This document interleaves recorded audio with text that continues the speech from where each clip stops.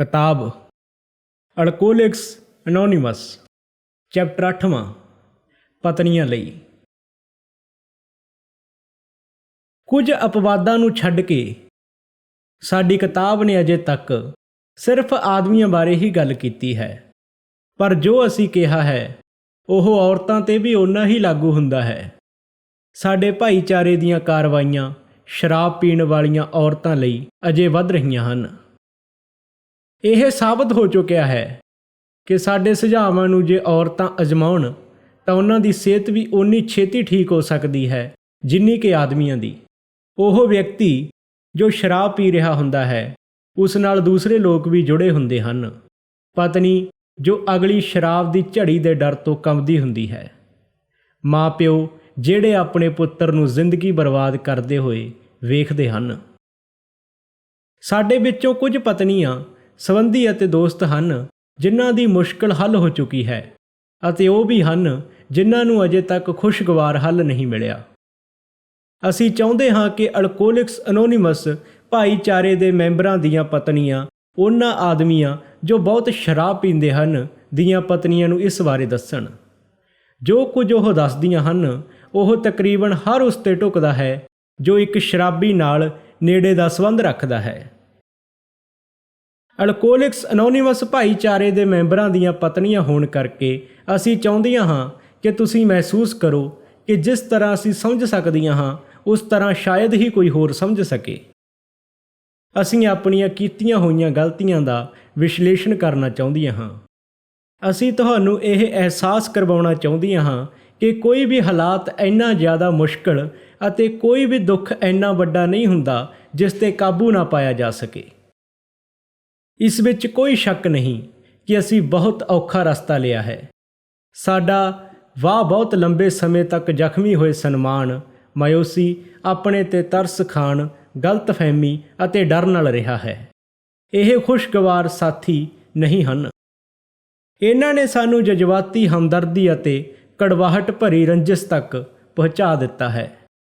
ਸਾਡੇ ਵਿੱਚੋਂ ਕੁਝ ਹਮੇਸ਼ਾ ਇਹ ਉਮੀਦ ਕਰਦੀਆਂ ਇੱਕ ਸਿਰੇ ਤੋਂ ਦੂਜੇ ਸਿਰੇ ਤੱਕ ਭਟਕਦੀਆਂ ਰਹੀਆਂ ਕਿ ਕਿਸੇ ਦਿਨ ਉਹ ਜਿਨ੍ਹਾਂ ਨੂੰ ਅਸੀਂ ਪਿਆਰ ਕਰਦੀਆਂ ਹਾਂ ਇੱਕ ਵਾਰ ਦੁਬਾਰਾ ਆਪਣੇ ਆਪ ਨੂੰ ਸੰਭਾਲ ਲੈਣਗੇ।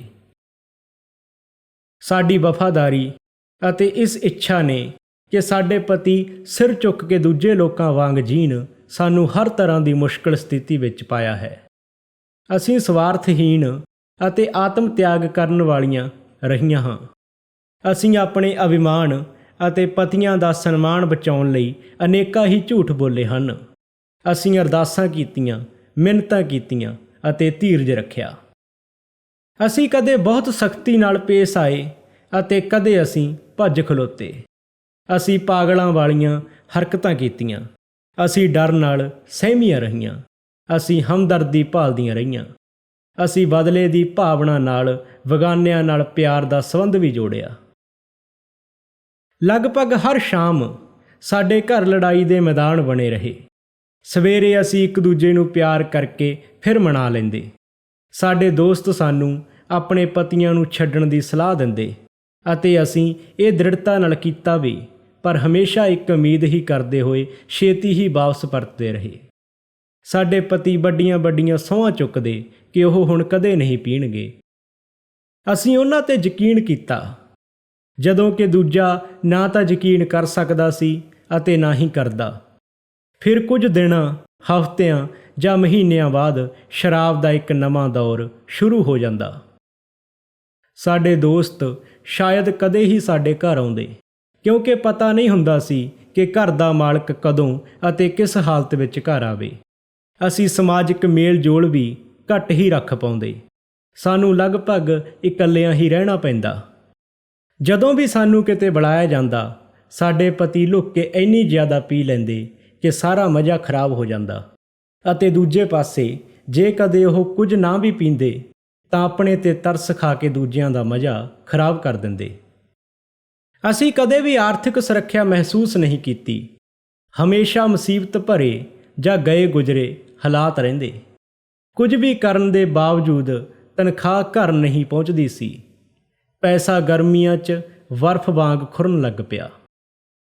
ਕਦੇ-ਕਦੇ ਹੋਰ ਔਰਤਾਂ ਵੀ ਸੰਬੰਧਿਤ ਹੁੰਦੀਆਂ। ਇਹ ਜਾਣਕਾਰੀ ਕਿੰਨੀ ਦੁਖਦਾਈ ਹੁੰਦੀ।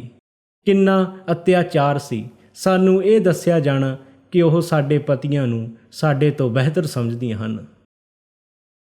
ਕਈ ਵਾਰ ਸਾਡੇ ਪਤੀ ਲੈਣਦਾਰਾਂ, ਅਧਿਕਾਰੀਆਂ, ਨਾਰਾਜ਼ ਟੈਕਸੀ ਡਰਾਈਵਰਾਂ, ਪੁਲਿਸ ਵਾਲਿਆਂ ਨੂੰ, ਘਟੀਆ ਦੋਸਤ ਯਾਰਾਂ ਨੂੰ ਅਤੇ ਇੱਥੋਂ ਤੱਕ ਕਿ ਔਰਤਾਂ ਨੂੰ ਵੀ ਘਰ ਲੈ ਆਉਂਦੇ ਅਤੇ ਫਿਰ ਵੀ ਉਹ ਸੋਚਦੇ ਕਿ ਸਾਨੂੰ ਚੰਗੀ ਤਰ੍ਹਾਂ ਆਊ ਭਗਤ ਕਰਨੀ ਨਹੀਂ ਆਉਂਦੀ ਸੀ।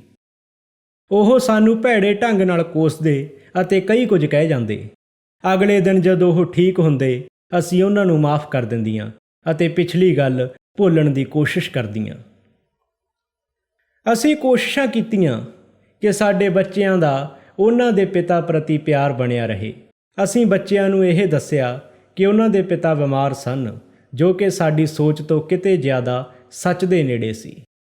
ਉਹ ਬੱਚਿਆਂ ਨੂੰ ਮਾਰਦੇ, ਦਰਵਾਜ਼ੇ ਭੰਨਦੇ, ਮਹਿੰਗੇ ਬਰਤਨ ਤੋੜਦੇ ਅਤੇ ਘਰ ਦੀਆਂ ਹੋਰ ਚੀਜ਼ਾਂ ਨੂੰ ਬੁਰੀ ਤਰ੍ਹਾਂ ਭੰਨ ਦਿੰਦੇ। ਇਸ ਰੌਲੇ ਰੱਪੇ ਵਿੱਚ ਉਹ ਦੂਜੀਆਂ ਔਰਤਾਂ ਨਾਲ ਹਮੇਸ਼ਾ ਲਈ ਰਹਿਣ ਦੀ ਧਮਕੀ ਦਿੰਦਿਆਂ ਹੋਇਆਂ ਘਰੋਂ ਬਾਹਰ ਨਿਕਲ ਜਾਂਦੇ। ਨਿਰਾਸ਼ਾ ਦੇ ਇਸ ਦੌਰ ਵਿੱਚ ਅਸੀਂ ਆਪਣੇ ਆਪ ਨੂੰ ਵੀ ਤੰਗ ਕਰ ਲਿਆ। ਸ਼ਰਾਬ ਦੀਆਂ ਸਾਰੀਆਂ ਝੜੀਆਂ ਖਤਮ ਕਰਨ ਲਈ ਸ਼ਰਾਬ ਪੀਣਾ। ਆਸ ਤੋਂ ਉਲਟ ਨਤੀਜਾ ਇਹ ਸੀ ਕਿ ਸਾਡੇ ਪਤੀਆਂ ਨੂੰ ਇਹ ਗੱਲ ਪਸੰਦ ਆਈ ਜਾਪਦੀ ਸੀ। ਸ਼ਾਇਦ ਇਸ ਮੁਕਾਮ 'ਤੇ ਅਸੀਂ ਤਲਾਕ ਲੈ ਲਿਆ ਅਤੇ ਬੱਚਿਆਂ ਨੂੰ ਆਪਣੇ ਮਾਂ-ਪਿਓ ਦੇ ਘਰ ਲੈ ਗਏ। ਫਿਰ ਸਾਡੇ ਸਹੁਰਿਆਂ ਨੇ ਸਾਡੇ ਅਲੱਗ ਹੋਣ ਦੀ ਬੜੀ ਨਿੰਦਿਆ ਕੀਤੀ। ਆਮ ਤੌਰ 'ਤੇ ਅਸੀਂ ਘਰ ਨਹੀਂ ਛੱਡਦੀਆਂ ਸੀ। ਅਸੀਂ ਬਾਰ-ਬਾਰ ਰੁਕਦੀਆਂ ਹੀ ਰਹੀਆਂ। ਅਖੀਰ ਜਦੋਂ ਸਾਨੂੰ ਅਤੇ ਸਾਡੇ ਪਰਿਵਾਰ ਨੂੰ ਗਰੀਬੀ ਦਾ ਸਾਹਮਣਾ ਕਰਨਾ ਪਿਆ ਤਾਂ ਅਸੀਂ ਆਪ ਨੌਕਰੀ ਕਰ ਲਈ। ਜਦੋਂ ਝੜੀਆਂ ਜਲਦੀ ਲੱਗਣ ਲੱਗ ਪਈਆਂ ਤਾਂ ਅਸੀਂ ਡਾਕਟਰੀ ਸਹਾਇਤਾ ਮੰਗਣੀ ਸ਼ੁਰੂ ਕਰ ਦਿੱਤੀ। ਡਰਾ ਦੇਣ ਵਾਲੇ ਸਰੀਰਕ ਅਤੇ ਮਾਨਸਿਕ ਲੱਛਣ ਪਛਤਾਵੇ ਦਾ ਹੋਰ ਗਹਿਰਾ ਹੋਣਾ, ਨਿਰਾਸ਼ਾ ਅਤੇ ਹੀਣਤਾ ਦੀ ਭਾਵਨਾ ਜੋ ਸਾਡੇ ਪਿਆਰਿਆਂ 'ਤੇ ਘਰ ਕਰ ਗਈ ਸੀ। ਇਹਨਾਂ ਨੇ ਸਾਨੂੰ ਡਰਾ ਅਤੇ ਉਲਝਾ ਦਿੱਤਾ। ਅਸੀਂ ਧੀਰਜ ਅਤੇ ਥਕਾਨ ਨਾਲ ਚੱਲਦੇ ਰਹੇ ਅਤੇ ਮੰਜ਼ਿਲ 'ਤੇ ਪਹੁੰਚਣ ਦੀ ਹਰ ਨਾਕਾਮਯਾਬ ਕੋਸ਼ਿਸ਼ ਬਾਅਦ ਅਸੀਂ ਥੱਕ ਟੁੱਟ ਕੇ ਡਿੱਗਦੇ ਰਹੇ। ਸਾਡੇ 'ਚੋਂ ਜ਼ਿਆਦਾਤਰ ਨੂੰ ਆਖਰੀ ਹਾਲਤ 'ਤੇ ਪਹੁੰਚ ਕੇ ਇਹਨਾਂ ਸ਼ਰਾਬ ਤੋਂ ਪੀੜਤ ਵਿਅਕਤੀਆਂ ਨੂੰ ਹਸਪਤਾਲਾਂ, ਪਾਗਲਖਾਨਿਆਂ ਅਤੇ ਜੇਲ੍ਹਾਂ ਦੇ ਸਪੁਰਦ ਕਰਨਾ ਪਿਆ। ਕਈ ਵਾਰ ਇਹਨਾਂ ਨੂੰ ਦਰਦਨਾਕ ਬੇਹੋਸ਼ੀ ਅਤੇ ਪਾਗਲਪਨ ਦੇ ਦੌਰੇ ਵੀ ਪਏ। ਮੌਤ ਅਕਸਰ ਬਹੁਤ ਨੇੜੇ ਹੁੰਦੀ। ਇਹਨਾਂ ਹਾਲਾਤਾਂ ਵਿੱਚ ਸਾਡਾ ਗਲਤੀਆਂ ਕਰਨਾ ਕੁਦਰਤੀ ਹੀ ਸੀ। ਉਹਨਾਂ ਵਿੱਚੋਂ ਕੁਝ ਗਲਤੀਆਂ ਸ਼ਰਾਬੀਪਣ ਦੀ ਜਾਣਕਾਰੀ ਨਾ ਹੋਣ ਕਰਕੇ ਹੁੰਦੀਆਂ। ਕਈ ਵਾਰ ਸਾਨੂੰ ਹਲਕਾ ਜਿਹਾ ਅਹਿਸਾਸ ਹੁੰਦਾ ਕਿ ਸਾਡਾ ਵਾਹ ਬਿਮਾਰ ਵਿਅਕਤੀਆਂ ਨਾਲ ਪਿਆ ਹੈ। ਜੇਕਰ ਸਾਨੂੰ ਸ਼ਰਾਬੀਪਣ ਦੀ ਬਿਮਾਰੀ ਬਾਰੇ ਪੂਰੀ ਜਾਣਕਾਰੀ ਹੁੰਦੀ ਤਾਂ ਸ਼ਾਇਦ ਅਸੀਂ ਹੋਰ ਤਰ੍ਹਾਂ ਵਿਵਹਾਰ ਕੀਤਾ ਹੁੰਦਾ। ਉਹ ਆਦਮੀ ਜਿਹੜੇ ਆਪਣੀਆਂ ਪਤਨੀਆਂ ਅਤੇ ਬੱਚਿਆਂ ਨੂੰ ਪਿਆਰ ਕਰਦੇ ਸੀ, ਕਿਵੇਂ ਇੰਨੇ ਵਿਚਾਰਹੀਣ, ਸਖਤ ਦਿਲ ਅਤੇ ਜ਼ਾਲਮ ਹੋ ਸਕਦੇ ਸਨ। ਅਸੀਂ ਸੋਚਿਆ ਕਿ ਅਜਿਹੇ ਵਿਅਕਤੀਆਂ ਵਿੱਚ ਪਿਆਰ ਹੋ ਹੀ ਨਹੀਂ ਸਕਦਾ ਅਤੇ ਜਿਵੇਂ ਹੀ ਸਾਨੂੰ ਉਹਨਾਂ ਦੇ ਬੇਰਹਿਮੀ ਬਾਰੇ ਪੂਰਾ ਯਕੀਨ ਹੋਣ ਲੱਗ ਪੈਂਦਾ, ਉਹ ਸਾਨੂੰ ਨਵੇਂ ਫੈਸਲਿਆਂ ਅਤੇ ਨਵੀਆਂ ਗੱਲਾਂ ਨਾਲ ਹੈਰਾਨ ਕਰ ਦਿੰਦੇ।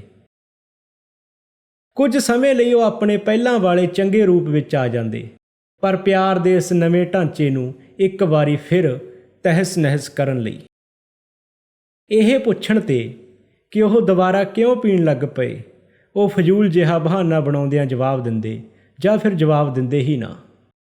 ਇਹ ਗੱਲ ਬਹੁਤ ਬੰਦਲਾਉਣ ਅਤੇ ਦਿਲ ਤੋੜਨ ਵਾਲੀ ਹੁੰਦੀ। ਕੀ ਅਸੀਂ ਜਿਨ੍ਹਾਂ ਵਿਅਕਤੀਆਂ ਨਾਲ ਵਿਆਹ ਕੀਤਾ ਸੀ ਉਹਨਾਂ ਬਾਰੇ ਇੰਨੇ ਭੁਲੇਖੇ ਵਿੱਚ ਰਹੇ? ਸ਼ਰਾਬ ਪੀਂਦਿਆਂ ਹੋਇਆਂ ਉਹ ਅਜਨਬੀ ਹੁੰਦੇ। ਕਈ ਵਾਰ ਪਹੁੰਚ ਤੋਂ ਇੰਨੇ ਪਰੇ ਹੁੰਦੇ ਕਿ ਇੰਜ ਜਾਪਦਾ ਜਿਵੇਂ ਉਹਨਾਂ ਦੇ ਆਲੇ ਦੁਆਲੇ ਇੱਕ ਬਹੁਤ ਉੱਚੀ ਦੀਵਾਰ ਖੜੀ ਹੋ ਗਈ ਹੋਵੇ। ਉਹ ਆਪਣੇ ਪਰਿਵਾਰਾਂ ਨੂੰ ਭਾਵੇਂ ਪਿਆਰ ਨਹੀਂ ਕਰਦੇ ਸੀ, ਪਰ ਆਪਣੇ ਆਪ ਬਾਰੇ ਉਹ ਇੰਨੇ ਬੇਪਰਵਾਹ ਕਿਵੇਂ ਹੋ ਸਕਦੇ ਸੀ? ਉਹਨਾਂ ਦੀ ਪਰਖ, ਸੂਝ-ਬੂਝ ਅਤੇ ਇੱਛਾ ਸ਼ਕਤੀ ਨੂੰ ਕੀ ਹੋ ਜਾਂਦਾ ਸੀ? ਉਹ ਕਿਉਂ ਨਹੀਂ ਸਮਝ ਪਾ ਰਹੇ ਸੀ ਕਿ ਸ਼ਰਾਬ ਪੀਣ ਦਾ ਮਤਲਬ ਉਹਨਾਂ ਦੀ ਬਰਬਾਦੀ ਸੀ? ਪਤਾ ਨਹੀਂ ਇਹ ਕੀ ਸੀ ਕਿ ਜਦੋਂ ਉਹਨਾਂ ਨੂੰ ਇਹਨਾਂ ਖਤਰਿਆਂ ਬਾਰੇ ਦੱਸਿਆ ਜਾਂਦਾ ਉਹ ਮੰਨ ਜਾਂਦੇ, ਪਰ ਛੇਤੀ ਹੀ ਮੁੜ ਪੀ ਲੈਂਦੇ। ਇਹ ਕੁਝ ਅਜਿਹੇ ਸਵਾਲ ਹਨ ਜਿਹੜੇ ਹਰ ਉਸ ਔਰਤ ਦੇ ਦਿਮਾਗ ਵਿੱਚ ਘੁੰਮਦੇ ਹਨ ਜਿਸ ਦਾ ਪਤੀ ਸ਼ਰਾਬੀ ਹੈ। ਸਾਨੂੰ ਆਸ ਹੈ ਇਸ ਕਿਤਾਬ ਨੇ ਉਹਨਾਂ 'ਚੋਂ ਕੁਝ ਦਾ ਜਵਾਬ ਦੇ ਦਿੱਤਾ ਹੈ। ਸ਼ਾਇਦ ਤੁਹਾਡਾ ਪਤੀ ਸ਼ਰਾਬੀਪਨ ਦੀ ਇੱਕ ਉਸ ਅਜੀਬ ਦੁਨੀਆ ਵਿੱਚ ਰਹਿ ਰਿਹਾ ਹੈ ਜਿੱਥੇ ਉਸ ਨੂੰ ਕੁਝ ਬੇਢੰਗਾ ਅਤੇ ਵਧਾ ਚੜ੍ਹਾ ਕੇ ਪੇਸ਼ ਕੀਤਾ ਜਾਂਦਾ ਹੈ। ਤੁਸੀਂ ਇਹ ਮਹਿਸੂਸ ਕਰੋਗੇ ਕਿ ਜਦ ਉਹ ਆਪਣੇ ਆਪ 'ਚ ਹੁੰਦਾ ਹੈ ਤਾਂ ਉਹ ਤੁਹਾਨੂੰ ਸੱਚਮੁੱਚ ਪਿਆਰ ਕਰਦਾ ਹੈ। ਬੇਸ਼ੱਕ ਇਹ ਗੱਲ ਅਸੰਗਤ ਲੱਗੇ, ਪਰ ਲਗਭਗ ਹਰ ਸ਼ਰਾਬੀ ਸਿਰਫ ਪਿਆਰ ਨਾ ਕਰਨ ਵਾਲਾ ਅਤੇ ਬੇਪਰਵਾਹ ਵਿਅਕਤੀ ਹੀ ਜਾਪਦਾ ਹੈ, ਕਿਉਂਕਿ ਉਹ ਅਕਸਰ ਬੁੰਦਲਾਇਆ ਹੋਇਆ ਅਤੇ ਬਿਮਾਰ ਹੁੰਦਾ ਹੈ। ਤਾਂ ਹੀ ਉਹ ਅਜਿਹੀਆਂ ਮਾੜੀਆਂ ਗੱਲਾਂ ਕਹਿੰਦਾ ਹੈ ਅਤੇ ਕਰਦਾ ਹੈ। ਅੱਜ ਇਹਨਾਂ ਵਿੱਚੋਂ ਬਹੁਤ ਸਾਰੇ ਪਹਿਲਾਂ ਨਾਲੋਂ ਕਿਤੇ ਬਿਹਤਰ ਪਤੀ ਅਤੇ ਪਿਤਾ ਹਨ। ਤੁਹਾਡੀ ਕੋਸ਼ਿਸ਼ ਹੋਣੀ ਚਾਹੀਦੀ ਹੈ ਕਿ ਤੁਸੀਂ ਆਪਣੇ ਸ਼ਰਾਬੀ ਪਤੀ ਦੀ ਨਿੰਦਿਆ ਨਾ ਕਰੋ, ਭਾਵੇਂ ਉਹ ਕੁਝ ਵੀ ਕਹੇ ਜਾਂ ਕਰੇ। ਉਹ ਇੱਕ ਬਹੁਤ ਬਿਮਾਰ ਵਿਅਕਤੀ ਹੈ। ਜਦੋਂ ਵੀ ਹੋ ਸਕੇ ਉਸ ਨਾਲ ਇੰਜ ਵਰਤਾਓ ਕਰੋ ਜਿਵੇਂ ਇੱਕ ਬਿਮਾਰ ਵਿਅਕਤੀ ਨਾਲ ਕੀਤਾ ਜਾਂਦਾ ਹੈ। ਜਦੋਂ ਵੀ ਉਹ ਤੁਹਾਨੂੰ ਗੁੱਸਾ ਦਿਖਾਉਂਦਾ ਹੈ ਤਾਂ ਯਾਦ ਰੱਖੋ ਕਿ ਉਹ ਬਹੁਤ ਹੀ ਬਿਮਾਰ ਹੈ। ਉੱਪਰ ਕਹੀ ਗੱਲ ਬਾਰੇ ਇੱਕ ਬਹੁਤ ਮਹੱਤਵਪੂਰਨ ਅਪਵਾਦ ਹੈ। ਅਸੀਂ ਸਮਝਦੇ ਹਾਂ ਕਿ ਕੁਝ ਵਿਅਕਤੀ ਬਿਲਕੁਲ ਹੀ ਮਾੜੀ ਸੋਚ ਵਾਲੇ ਹੁੰਦੇ ਹਨ। ਉਹਨਾਂ ਪ੍ਰਤੀ ਕਿੰਨਾ ਵੀ ਧੀਰਜ ਰੱਖੀਏ, ਉਹਨਾਂ ਨੂੰ ਕੋਈ ਫਰਕ ਨਹੀਂ ਪੈਂਦਾ। ਇਹੋ ਜਿਹੇ ਸੁਭਾਅ ਵਾਲਾ ਇੱਕ ਸ਼ਰਾਬੀ ਤੁਹਾਡੇ ਦਿਮਾਗ ਨੂੰ ਪਰੇਸ਼ਾਨ ਕਰਨ ਲਈ ਇਸ ਚੈਪਟਰ ਦਾ ਬਹੁਤ ਛੇਤੀ ਨਜਾਇਜ਼ ਫਾਇਦਾ ਉਠਾ ਸਕਦਾ ਹੈ। ਉਸ ਨੂੰ ਇਸ ਤਰ੍ਹਾਂ ਨਾ ਕਰਨ ਦਿਓ। ਜੇ ਤੁਹਾਨੂੰ ਯਕੀਨ ਹੈ ਕਿ ਉਹ ਇਸੇ ਕਿਸਮ ਦਾ ਹੈ ਤਾਂ ਸ਼ਾਇਦ ਤੁਹਾਨੂੰ ਮਹਿਸੂਸ ਹੋਏ ਕਿ ਉਸ ਨੂੰ ਛੱਡਣ ਵਿੱਚ ਹੀ ਤੁਹਾਡੀ ਬਿਹਤਰੀ ਹੈ। ਕੀ ਉਸ ਨੂੰ ਤੁਹਾਡੀ ਅਤੇ ਤੁਹਾਡੇ ਬੱਚਿਆਂ ਦੀ ਜ਼ਿੰਦਗੀ ਬਰਬਾਦ ਕਰਨ ਦੇਣਾ ਠੀਕ ਹੈ? ਖਾਸ ਕਰਕੇ ਉਦੋਂ ਜਦੋਂ ਕਿ ਉਸ ਸਾਹਮਣੇ ਇੱਕ ਰਸਤਾ ਹੈ ਕਿ ਉਹ ਸ਼ਰਾਬ ਛੱਡ ਦੇਵੇ ਅਤੇ ਨਜਾਇਜ਼ ਨਾ ਕਰੇ, ਪਰ ਉਦੋਂ ਜਦ ਉਹ ਸੱਚਮੁੱਚ ਇਸ ਦੀ ਕੀਮਤ ਚੁਕਾਉਣ ਲਈ ਤਿਆਰ ਹੈ। ਜਿਸ ਸਮੱਸਿਆ ਨਾਲ ਤੁਸੀਂ ਸੰਘਰਸ਼ ਕਰ ਰਹੇ ਹੋ ਉਹ ਆਮ ਤੌਰ 'ਤੇ ਹੇਠ ਲਿਖੀਆਂ ਚਾਰਾਂ ਵਿੱਚੋਂ ਇੱਕ ਹੁੰਦੀ ਹੈ। ਪਹਿਲੀ, ਹੋ ਸਕਦਾ ਹੈ ਤੁਹਾਡਾ ਪਤੀ ਸਿਰਫ ਜ਼ਿਆਦਾ ਸ਼ਰਾਬ ਪੀਣ ਵਾਲਾ ਹੋਵੇ।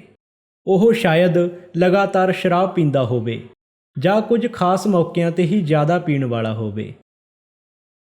ਹੋ ਸਕਦਾ ਹੈ ਉਹ ਸ਼ਰਾਬ 'ਤੇ ਬਹੁਤ ਜ਼ਿਆਦਾ ਪੈਸੇ ਖਰਚ ਕਰਦਾ ਹੋਵੇ, ਇਸ ਕਰਕੇ ਉਹ ਸ਼ਾਇਦ ਮਾਨਸਿਕ ਅਤੇ ਸਰੀਰਕ ਤੌਰ 'ਤੇ ਸੁਸਤ ਹੋ ਰਿਹਾ ਹੋਵੇ, ਪਰ ਉਹ ਇਹ ਨਾ ਵੇਖ ਪਾਉਂਦਾ ਹੋਵੇ। ਕਈ ਵਾਰ ਉਹ ਤੁਹਾਡੇ ਅਤੇ ਆਪਣੇ ਦੋਸਤਾਂ ਲਈ ਉਲਝਣ ਦਾ ਕਾਰਨ ਬਣ ਜਾਂਦਾ ਹੈ। ਉਸ ਨੂੰ ਯਕੀਨ ਹੈ ਕਿ ਉਹ ਸ਼ਰਾਬ ਠੀਕ ਤਰ੍ਹਾਂ ਪੀ ਸਕਦਾ ਹੈ, ਇਸ ਨਾਲ ਉਸ ਨੂੰ ਕੋਈ ਨੁਕਸਾਨ ਨਹੀਂ ਹੁੰਦਾ ਅਤੇ ਸ਼ਰਾਬ ਪੀਣਾ ਉਸ ਦੇ ਵਪਾਰ ਲਈ ਜ਼ਰੂਰੀ ਹੈ। ਹੋ ਸਕਦਾ ਹੈ ਜੇ ਉਸ ਨੂੰ ਸ਼ਰਾਬੀ ਕਿਹਾ ਜਾਵੇ ਤਾਂ ਉਹ ਬੇਇੱਜ਼ਤੀ ਮਹਿਸੂਸ ਕਰੇ। ਇਹ ਦੁਨੀਆ ਅਜਿਹੇ ਲੋਕਾਂ ਨਾਲ ਭਰੀ ਹੋਈ ਹੈ। ਕੁਝ ਸ਼ਰਾਬ ਪੀਣੀ ਘਟਾ ਦੇਣਗੇ ਜਾਂ ਬਿਲਕੁਲ ਛੱਡ ਦੇਣਗੇ ਅਤੇ ਕੁਝ ਸ਼ਾਇਦ ਨਹੀਂ ਵੀ ਛੱਡਣਗੇ। ਜਿਹੜੇ ਪੀਣਾ ਜਾਰੀ ਰੱਖਦੇ ਹਨ ਉਹਨਾਂ ਵਿੱਚੋਂ ਬਹੁਤ ਸਾਰੇ ਕੁਝ ਸਮੇਂ ਬਾਅਦ ਪੱਕੇ ਸ਼ਰਾਬੀ ਬਣ ਜਾਣਗੇ। ਦੂਜੀ, ਤੁਹਾਡਾ ਪਤੀ ਸ਼ਰਾਬ 'ਤੇ ਕੰਟਰੋਲ ਦੀ ਘਾਟ ਵਿਖਾ ਰਿਹਾ ਹੈ, ਕਿਉਂਕਿ ਜਦ ਉਹ ਸ਼ਰਾਬ ਪੀਤੇ ਬਿਨਾਂ ਰਹਿਣਾ ਚਾਹੁੰਦਾ ਹੈ ਤਾਂ ਵੀ ਨਹੀਂ ਰਹਿ ਸਕਦਾ। ਜਦੋਂ ਉਹ ਪੀ ਰਿਹਾ ਹੁੰਦਾ ਹੈ ਉਦੋਂ ਉਹ ਅਕਸਰ ਬੁਰੀ ਤਰ੍ਹਾਂ ਆਪੇ ਤੋਂ ਬਾਹਰ ਹੋ ਜਾਂਦਾ ਹੈ। ਉਹ ਸਵੀਕਾਰ ਤਾਂ ਕਰਦਾ ਹੈ ਕਿ ਇਹ ਸੱਚ ਹੈ, ਪਰ ਨਾਲ ਹੀ ਉਸ ਨੂੰ ਇਸ ਬਾਰੇ ਯਕੀਨ ਵੀ ਹੈ ਕਿ ਉਹ ਪਹਿਲਾਂ ਨਾਲੋਂ ਬਿਹਤਰ ਕਰੇਗਾ। ਉਸਨੇ ਤੁਹਾਡੇ ਸਹਿਯੋਗ ਨਾਲ ਜਾਂ ਇਸ ਦੇ ਬਿਨਾਂ ਘੱਟ ਪੀਣ ਦੇ ਜਾਂ ਬਿਲਕੁਲ ਹੀ ਨਾ ਪੀਣ ਦੇ ਤਰ੍ਹਾਂ ਦੇ ਤਰੀਕੇ ਅਪਣਾਉਣੇ ਸ਼ੁਰੂ ਕਰ ਦਿੱਤੇ ਹਨ। ਹੋ ਸਕਦਾ ਹੈ ਕਿ ਉਸਨੇ ਆਪਣੇ ਦੋਸਤ ਗਵਾਉਣੇ ਸ਼ੁਰੂ ਕਰ ਦਿੱਤੇ ਹੋਣ। ਹੋ ਸਕਦਾ ਹੈ ਇਸ ਨਾਲ ਉਸਦੇ ਕਾਰੋਬਾਰ 'ਤੇ ਵੀ ਫਰਕ ਪਿਆ ਹੋਵੇ। ਕਈ ਵਾਰ ਉਹ ਫਿਕਰਮੰਦ ਹੁੰਦਾ ਹੈ ਅਤੇ ਉਸ ਨੂੰ ਇਹ ਵੀ ਪਤਾ ਲੱਗ ਰਿਹਾ ਹੁੰਦਾ ਹੈ ਕਿ ਉਹ ਦੂਜੇ ਲੋਕਾਂ ਵਾਂਗ ਨਹੀਂ ਪੀ ਸਕਦਾ। ਕਈ ਵਾਰ ਉਹ ਆਪਣੀ ਘਬਰਾਹਟ ਨੂੰ ਕਾਬੂ ਵਿੱਚ ਰੱਖਣ ਲਈ ਸਵੇਰੇ ਪੀਂਦਾ ਹੈ ਅਤੇ ਸਾਰਾ ਦਿਨ ਵੀ ਪੀਂਦਾ ਰਹਿੰਦਾ ਹੈ।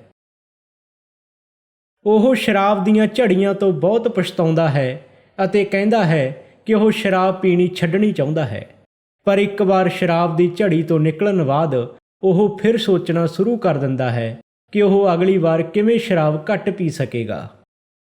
ਅਸੀਂ ਸੋਚਦੇ ਹਾਂ ਕਿ ਇਹ ਆਦਮੀ ਖਤਰੇ ਵਿੱਚ ਹੈ। ਇਹ ਇੱਕ ਅਸਲੀ ਸ਼ਰਾਬੀ ਦੀ ਪੱਕੀ ਪਹਿਚਾਣ ਹੈ। ਸ਼ਾਇਦ ਉਹ ਅਜੇ ਵੀ ਆਪਣਾ ਕਾਰੋਬਾਰ ਚੰਗੀ ਤਰ੍ਹਾਂ ਕਰ ਸਕਦਾ ਹੋਵੇ। ਉਸਨੇ ਕਿਸੇ ਵੀ ਤਰੀਕੇ ਅਜੇ ਸਭ ਕੁਝ ਬਰਬਾਦ ਨਹੀਂ ਕੀਤਾ ਹੈ। ਜਿਸ ਤਰ੍ਹਾਂ ਅਸੀਂ ਆਪਣੇ ਭਾਈਚਾਰੇ 'ਚ ਕਹਿੰਦੇ ਸੀ, ਉਸ ਨੂੰ ਸ਼ਰਾਬ ਛੱਡਣ ਦੀ ਇੱਛਾ ਹੈ। ਤੀਸਰੀ, ਇਹ ਪਤੀ ਦੂਜੀ ਸ਼੍ਰੇਣੀ ਵਾਲੇ ਪਤੀ ਤੋਂ ਬਹੁਤ ਅੱਗੇ ਲੰਘ ਚੁੱਕਿਆ ਹੈ। ਭਾਵੇਂ ਉਹ ਕਦੇ ਦੂਜੀ ਸ਼੍ਰੇਣੀ ਵਿੱਚ ਦੱਸੇ ਸ਼ਰਾਬੀ ਵਾਂਗ ਹੀ ਸੀ, ਪਰ ਉਸ ਦੀ ਹਾਲਤ ਹੋਰ ਭੈੜੀ ਹੋ ਗਈ ਹੈ। ਉਸ ਦੇ ਦੋਸਤ ਉਸ ਨੂੰ ਛੱਡ ਚੁੱਕੇ ਹਨ। ਉਸ ਦਾ ਘਰ ਲਗਭਗ ਬਰਬਾਦ ਹੋ ਚੁੱਕਿਆ ਹੈ ਅਤੇ ਉਹ ਕੋਈ ਵੀ ਅਹੁਦਾ ਨਹੀਂ ਸੰਭਾਲ ਸਕਦਾ। ਹੋ ਸਕਦਾ ਹੈ ਕਿ ਉਸ ਨੂੰ ਡਾਕਟਰੀ ਸਹਾਇਤਾ ਦੀ ਲੋੜ ਪੈ ਚੁੱਕੀ ਹੋਵੇ ਅਤੇ ਹਸਪਤਾਲਾਂ ਦੇ ਗੇੜੇ ਸ਼ੁਰੂ ਹੋ ਚੁੱਕੇ ਹੋਣ। ਉਹ ਮੰਨਦਾ ਹੈ ਕਿ ਉਹ ਦੂਜੇ ਲੋਕਾਂ ਵਾਂਗ ਨਹੀਂ ਪੀ ਸਕਦਾ, ਪਰ ਇਹ ਸਮਝ ਨਹੀਂ ਪਾਉਂਦਾ ਕਿ ਕਿਉਂ। ਉਹ ਇਸ ਧਾਰਨਾ ਨਾਲ ਚਿੰਬੜਿਆ ਹੋਇਆ ਹੈ ਕਿ ਉਹ ਅਜੇ ਵੀ ਇੰਜ ਕਰਨ ਦਾ ਤਰੀਕਾ ਲੱਭ ਲਵੇਗਾ। ਉਹ ਸ਼ਾਇਦ ਉਸ ਮਕਾਮ 'ਤੇ ਪਹੁੰਚ ਚੁੱਕਿਆ ਹੈ ਜਿੱਥੇ ਉਹ ਪੂਰੀ ਗੰਭੀਰਤਾ ਨਾਲ ਛੱਡਣਾ ਚਾਹੁੰਦਾ ਹੈ, ਪਰ ਛੱਡ ਨਹੀਂ ਸਕਦਾ। ਉਸ ਦਾ ਹਾਲ ਕੁਝ ਹੋਰ ਸਵਾਲ ਖੜੇ ਕਰਦਾ ਹੈ, ਜਿਨ੍ਹਾਂ ਦਾ ਜਵਾਬ ਅਸੀਂ ਦੇਣ ਦੀ ਕੋਸ਼ਿਸ਼ ਕਰਾਂਗੇ। ਅਜਿਹੀ ਸਥਿਤੀ ਬਾਰੇ ਵੀ ਤੁਸੀਂ ਕਾਫੀ ਆਸ਼ਾਵਾਦੀ ਹੋ ਸਕਦੇ ਹੋ। ਚੌਥੀ, ਹੋ ਸਕਦਾ ਹੈ ਕਿ ਤੁਸੀਂ ਆਪਣੇ ਪਤੀ ਬਾਰੇ ਨਿਰਾਸ਼ ਹੋ ਚੁੱਕੇ ਹੋਵੋ। ਉਸ ਨੂੰ ਇੱਕ ਤੋਂ ਬਾਅਦ ਦੂਜੀ ਸੰਸਥਾ ਜਾਂ ਹਸਪਤਾਲ ਵਿੱਚ ਜਾਣਾ ਪਿਆ ਹੋਵੇ। ਉਹ ਹਿੰਸਕ ਹੈ ਜਾਂ ਜਦੋਂ ਵੀ ਪੀਂਦਾ ਹੈ ਤਾਂ ਪੱਕਾ ਪਾਗਲ ਲੱਗਦਾ ਹੈ। ਕਈ ਵਾਰ ਹਸਪਤਾਲੋਂ ਘਰ ਆਉਂਦੇ ਹੋਏ ਵੀ ਪੀ ਲੈਂਦਾ ਹੈ। ਸ਼ਾਇਦ ਉਸ ਨੂੰ ਸ਼ਰਾਬ ਦੇ ਦੌਰੇ ਪੈ ਚੁੱਕੇ ਹੋਣ, ਡਾਕਟਰ ਬਿਲਕੁਲ ਨਿਰਾਸ਼ ਹੋ ਚੁੱਕੇ ਹੋਣ ਅਤੇ ਉਸ ਨੂੰ ਉਸ ਦੇ ਹਾਲ 'ਤੇ ਛੱਡਣ ਦੀ ਸਲਾਹ ਦੇਣ। ਹੋ ਸਕਦਾ ਹੈ ਤੁਸੀਂ ਪਹਿਲਾਂ ਹੀ ਅਜਿਹਾ ਸੋਚ ਚੁੱਕੇ ਹੋਵੋ। ਇਹ ਹਾਲਤ ਸ਼ਾਇਦ ਇੰਨੀ ਮਾੜੀ ਨਹੀਂ ਜਿੰਨੀ ਕਿ ਦਿਸਦੀ ਹੈ। ਸਾਡੇ ਵਿੱਚੋਂ ਬਹੁਤਿਆਂ ਦੇ ਪਤੀ ਇਸ ਹੱਦ ਤੱਕ ਪਹੁੰਚ ਚੁੱਕੇ ਸਨ, ਫਿਰ ਵੀ ਉਹ ਠੀਕ ਹੋ ਗਏ। ਆਓ ਅਸੀਂ ਪਹਿਲੀ ਸ਼੍ਰੇਣੀ ਵਿੱਚ ਦੱਸੇ ਗਏ ਪਤੀ ਬਾਰੇ ਗੱਲਾਂ ਕਰੀਏ।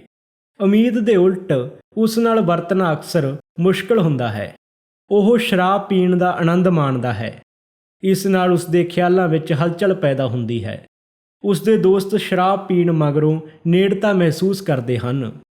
ਜੇ ਉਹ ਬਹੁਤ ਜ਼ਿਆਦਾ ਨਾ ਪੀਵੇ ਤਾਂ ਤੁਸੀਂ ਵੀ ਸ਼ਾਇਦ ਉਸ ਨਾਲ ਪੀਣ ਦਾ ਆਨੰਦ ਲੈ ਸਕੋ। ਤੁਸੀਂ ਕਈ ਸ਼ਾਮਾਂ ਝਗੜੇ ਹੋਣ ਤੋਂ ਪਹਿਲਾਂ ਇਕੱਠਿਆਂ ਸ਼ਰਾਬ ਪੀਂਦਿਆਂ ਹੋਇਆਂ ਅਤੇ ਗੱਲਾਂ ਕਰਦਿਆਂ ਖੁਸ਼ੀ ਨਾਲ ਬਿਤਾਈਆਂ ਹੋਣਗੀਆਂ। ਸ਼ਾਇਦ ਤੁਸੀਂ ਦੋਵੇਂ ਬਿਨਾਂ ਸ਼ਰਾਬ ਤੋਂ ਨੀਰਸ ਲੱਗਣ ਵਾਲੇ ਜਸ਼ਨਾਂ ਨੂੰ ਨਾ ਪਸੰਦ ਕਰਦੇ ਹੋਵੋ। ਅਸੀਂ ਆਪ ਵੀ ਇਹੋ ਜਿਹੀਆਂ ਸ਼ਾਮਾਂ ਦਾ ਆਨੰਦ ਲਿਆ ਹੈ ਅਤੇ ਚੰਗਾ ਸਮਾਂ ਗੁਜ਼ਾਰਿਆ ਹੈ। ਅਸੀਂ ਸ਼ਰਾਬ ਦੇ ਇੱਕ ਸਮਾਜਿਕ ਮੇਲ-ਜੋਲ ਵਧਾਉਣ ਦਾ ਜ਼ਰੀਆ ਹੋਣ ਬਾਰੇ ਸਭ ਕੁਝ ਜਾਣਦੀਆਂ ਹਾਂ।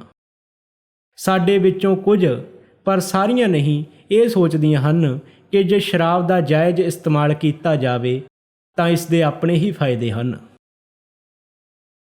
ਕਾਮਯਾਬੀ ਦਾ ਪਹਿਲਾ ਸਿਧਾਂਤ ਇਹ ਹੈ ਕਿ ਤੁਸੀਂ ਕਦੇ ਵੀ ਗੁੱਸੇ ਨਾ ਹੋਵੋ। ਭਾਵੇਂ ਤੁਹਾਡਾ ਪਤੀ ਬਰਦਾਸ਼ਤ ਤੋਂ ਬਾਹਰ ਹੋਵੇ ਅਤੇ ਤੁਹਾਨੂੰ ਉਸ ਨੂੰ ਕੁਝ ਦੇਰ ਲਈ ਛੱਡਣਾ ਪੈਂਦਾ ਹੈ, ਤਾਂ ਤੁਹਾਨੂੰ ਇਹ, ਜੇ ਹੋ ਸਕੇ ਤਾਂ ਬਿਨਾਂ ਵੈਰ ਭਾਵ ਤੋਂ ਕਰਨਾ ਚਾਹੀਦਾ ਹੈ। ਧੀਰਜ ਅਤੇ ਚੰਗਾ ਵਰਤਾਓ ਸਭ ਤੋਂ ਜ਼ਿਆਦਾ ਜ਼ਰੂਰੀ ਹਨ। ਸਾਡਾ ਅਗਲਾ ਵਿਚਾਰ ਇਹ ਹੈ ਕਿ ਤੁਹਾਨੂੰ ਇਹ ਕਦੇ ਨਹੀਂ ਦੱਸਣਾ ਚਾਹੀਦਾ ਕਿ ਉਸ ਨੂੰ ਆਪਣੇ ਪੀਣ ਬਾਰੇ ਕੀ ਕਰਨਾ ਚਾਹੀਦਾ ਹੈ। ਜੇ ਉਸ ਨੂੰ ਇਹ ਲੱਗਦਾ ਹੈ ਕਿ ਤੁਸੀਂ ਟੋਕਾ-ਟਾਕੀ ਕਰਦੇ ਹੋ ਜਾਂ ਉਸ ਦਾ ਮਜ਼ਾ ਵਿਗਾੜਦੇ ਹੋ, ਤਾਂ ਤੁਹਾਡਾ ਕਿਸੇ ਤਰ੍ਹਾਂ ਦਾ ਲਾਭਕਾਰੀ ਹੋਣ ਦਾ ਮੌਕਾ ਖਤਮ ਹੋ ਜਾਂਦਾ ਹੈ। ਉਹ ਇਸ ਨੂੰ ਹੋਰ ਪੀਣ ਦਾ ਇੱਕ ਬਹਾਨਾ ਬਣਾ ਲਏਗਾ। ਉਹ ਤੁਹਾਨੂੰ ਜਤਾਏਗਾ ਕਿ ਉਸ ਨੂੰ ਗਲਤ ਸਮਝਿਆ ਜਾ ਰਿਹਾ ਹੈ। ਇਸ ਕਰਕੇ ਤੁਹਾਨੂੰ ਸ਼ਾਮਾਂ ਇਕੱਲਿਆਂ ਵੀ ਬਿਤਾਉਣੀਆਂ ਪੈ ਸਕਦੀਆਂ ਹਨ। ਉਹ ਸ਼ਾਇਦ ਕਿਸੇ ਹੋਰ 'ਚੋਂ ਹਮਦਰਦੀ ਭਾਲੇ ਅਤੇ ਇਹ ਜ਼ਰੂਰੀ ਨਹੀਂ ਕਿ ਹਰ ਵਾਰੀ ਉਹ ਆਦਮੀ ਹੀ ਹੋਵੇ। ਇਹ ਨਿਸ਼ਚਿਤ ਕਰ ਲਓ ਕਿ ਤੁਹਾਡੇ ਪਤੀ ਦੇ ਪੀਣ ਕਰਕੇ ਤੁਹਾਡੇ ਆਪਣੇ ਬੱਚਿਆਂ ਨਾਲ ਜਾਂ ਦੋਸਤਾਂ ਨਾਲ ਸੰਬੰਧ ਖਰਾਬ ਨਾ ਹੋਣ। ਉਹਨਾਂ ਨੂੰ ਤੁਹਾਡੇ ਸਾਥ ਅਤੇ ਸਹਾਇਤਾ ਦੀ ਲੋੜ ਹੈ।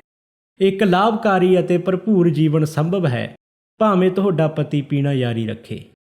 ਅਸੀਂ ਅਜਿਹੀਆਂ ਔਰਤਾਂ ਨੂੰ ਜਾਣਦੇ ਹਾਂ ਜਿਹੜੀਆਂ ਨਿਡਰ ਹਨ ਅਤੇ ਇਹਨਾਂ ਹਾਲਾਤਾਂ ਵਿੱਚ ਵੀ ਖੁਸ਼ ਹਨ। ਆਪਣੇ ਪਤੀ ਨੂੰ ਸੁਧਾਰਨ ਦਾ ਇਰਾਦਾ ਨਾ ਬਣਾ ਲਿਓ।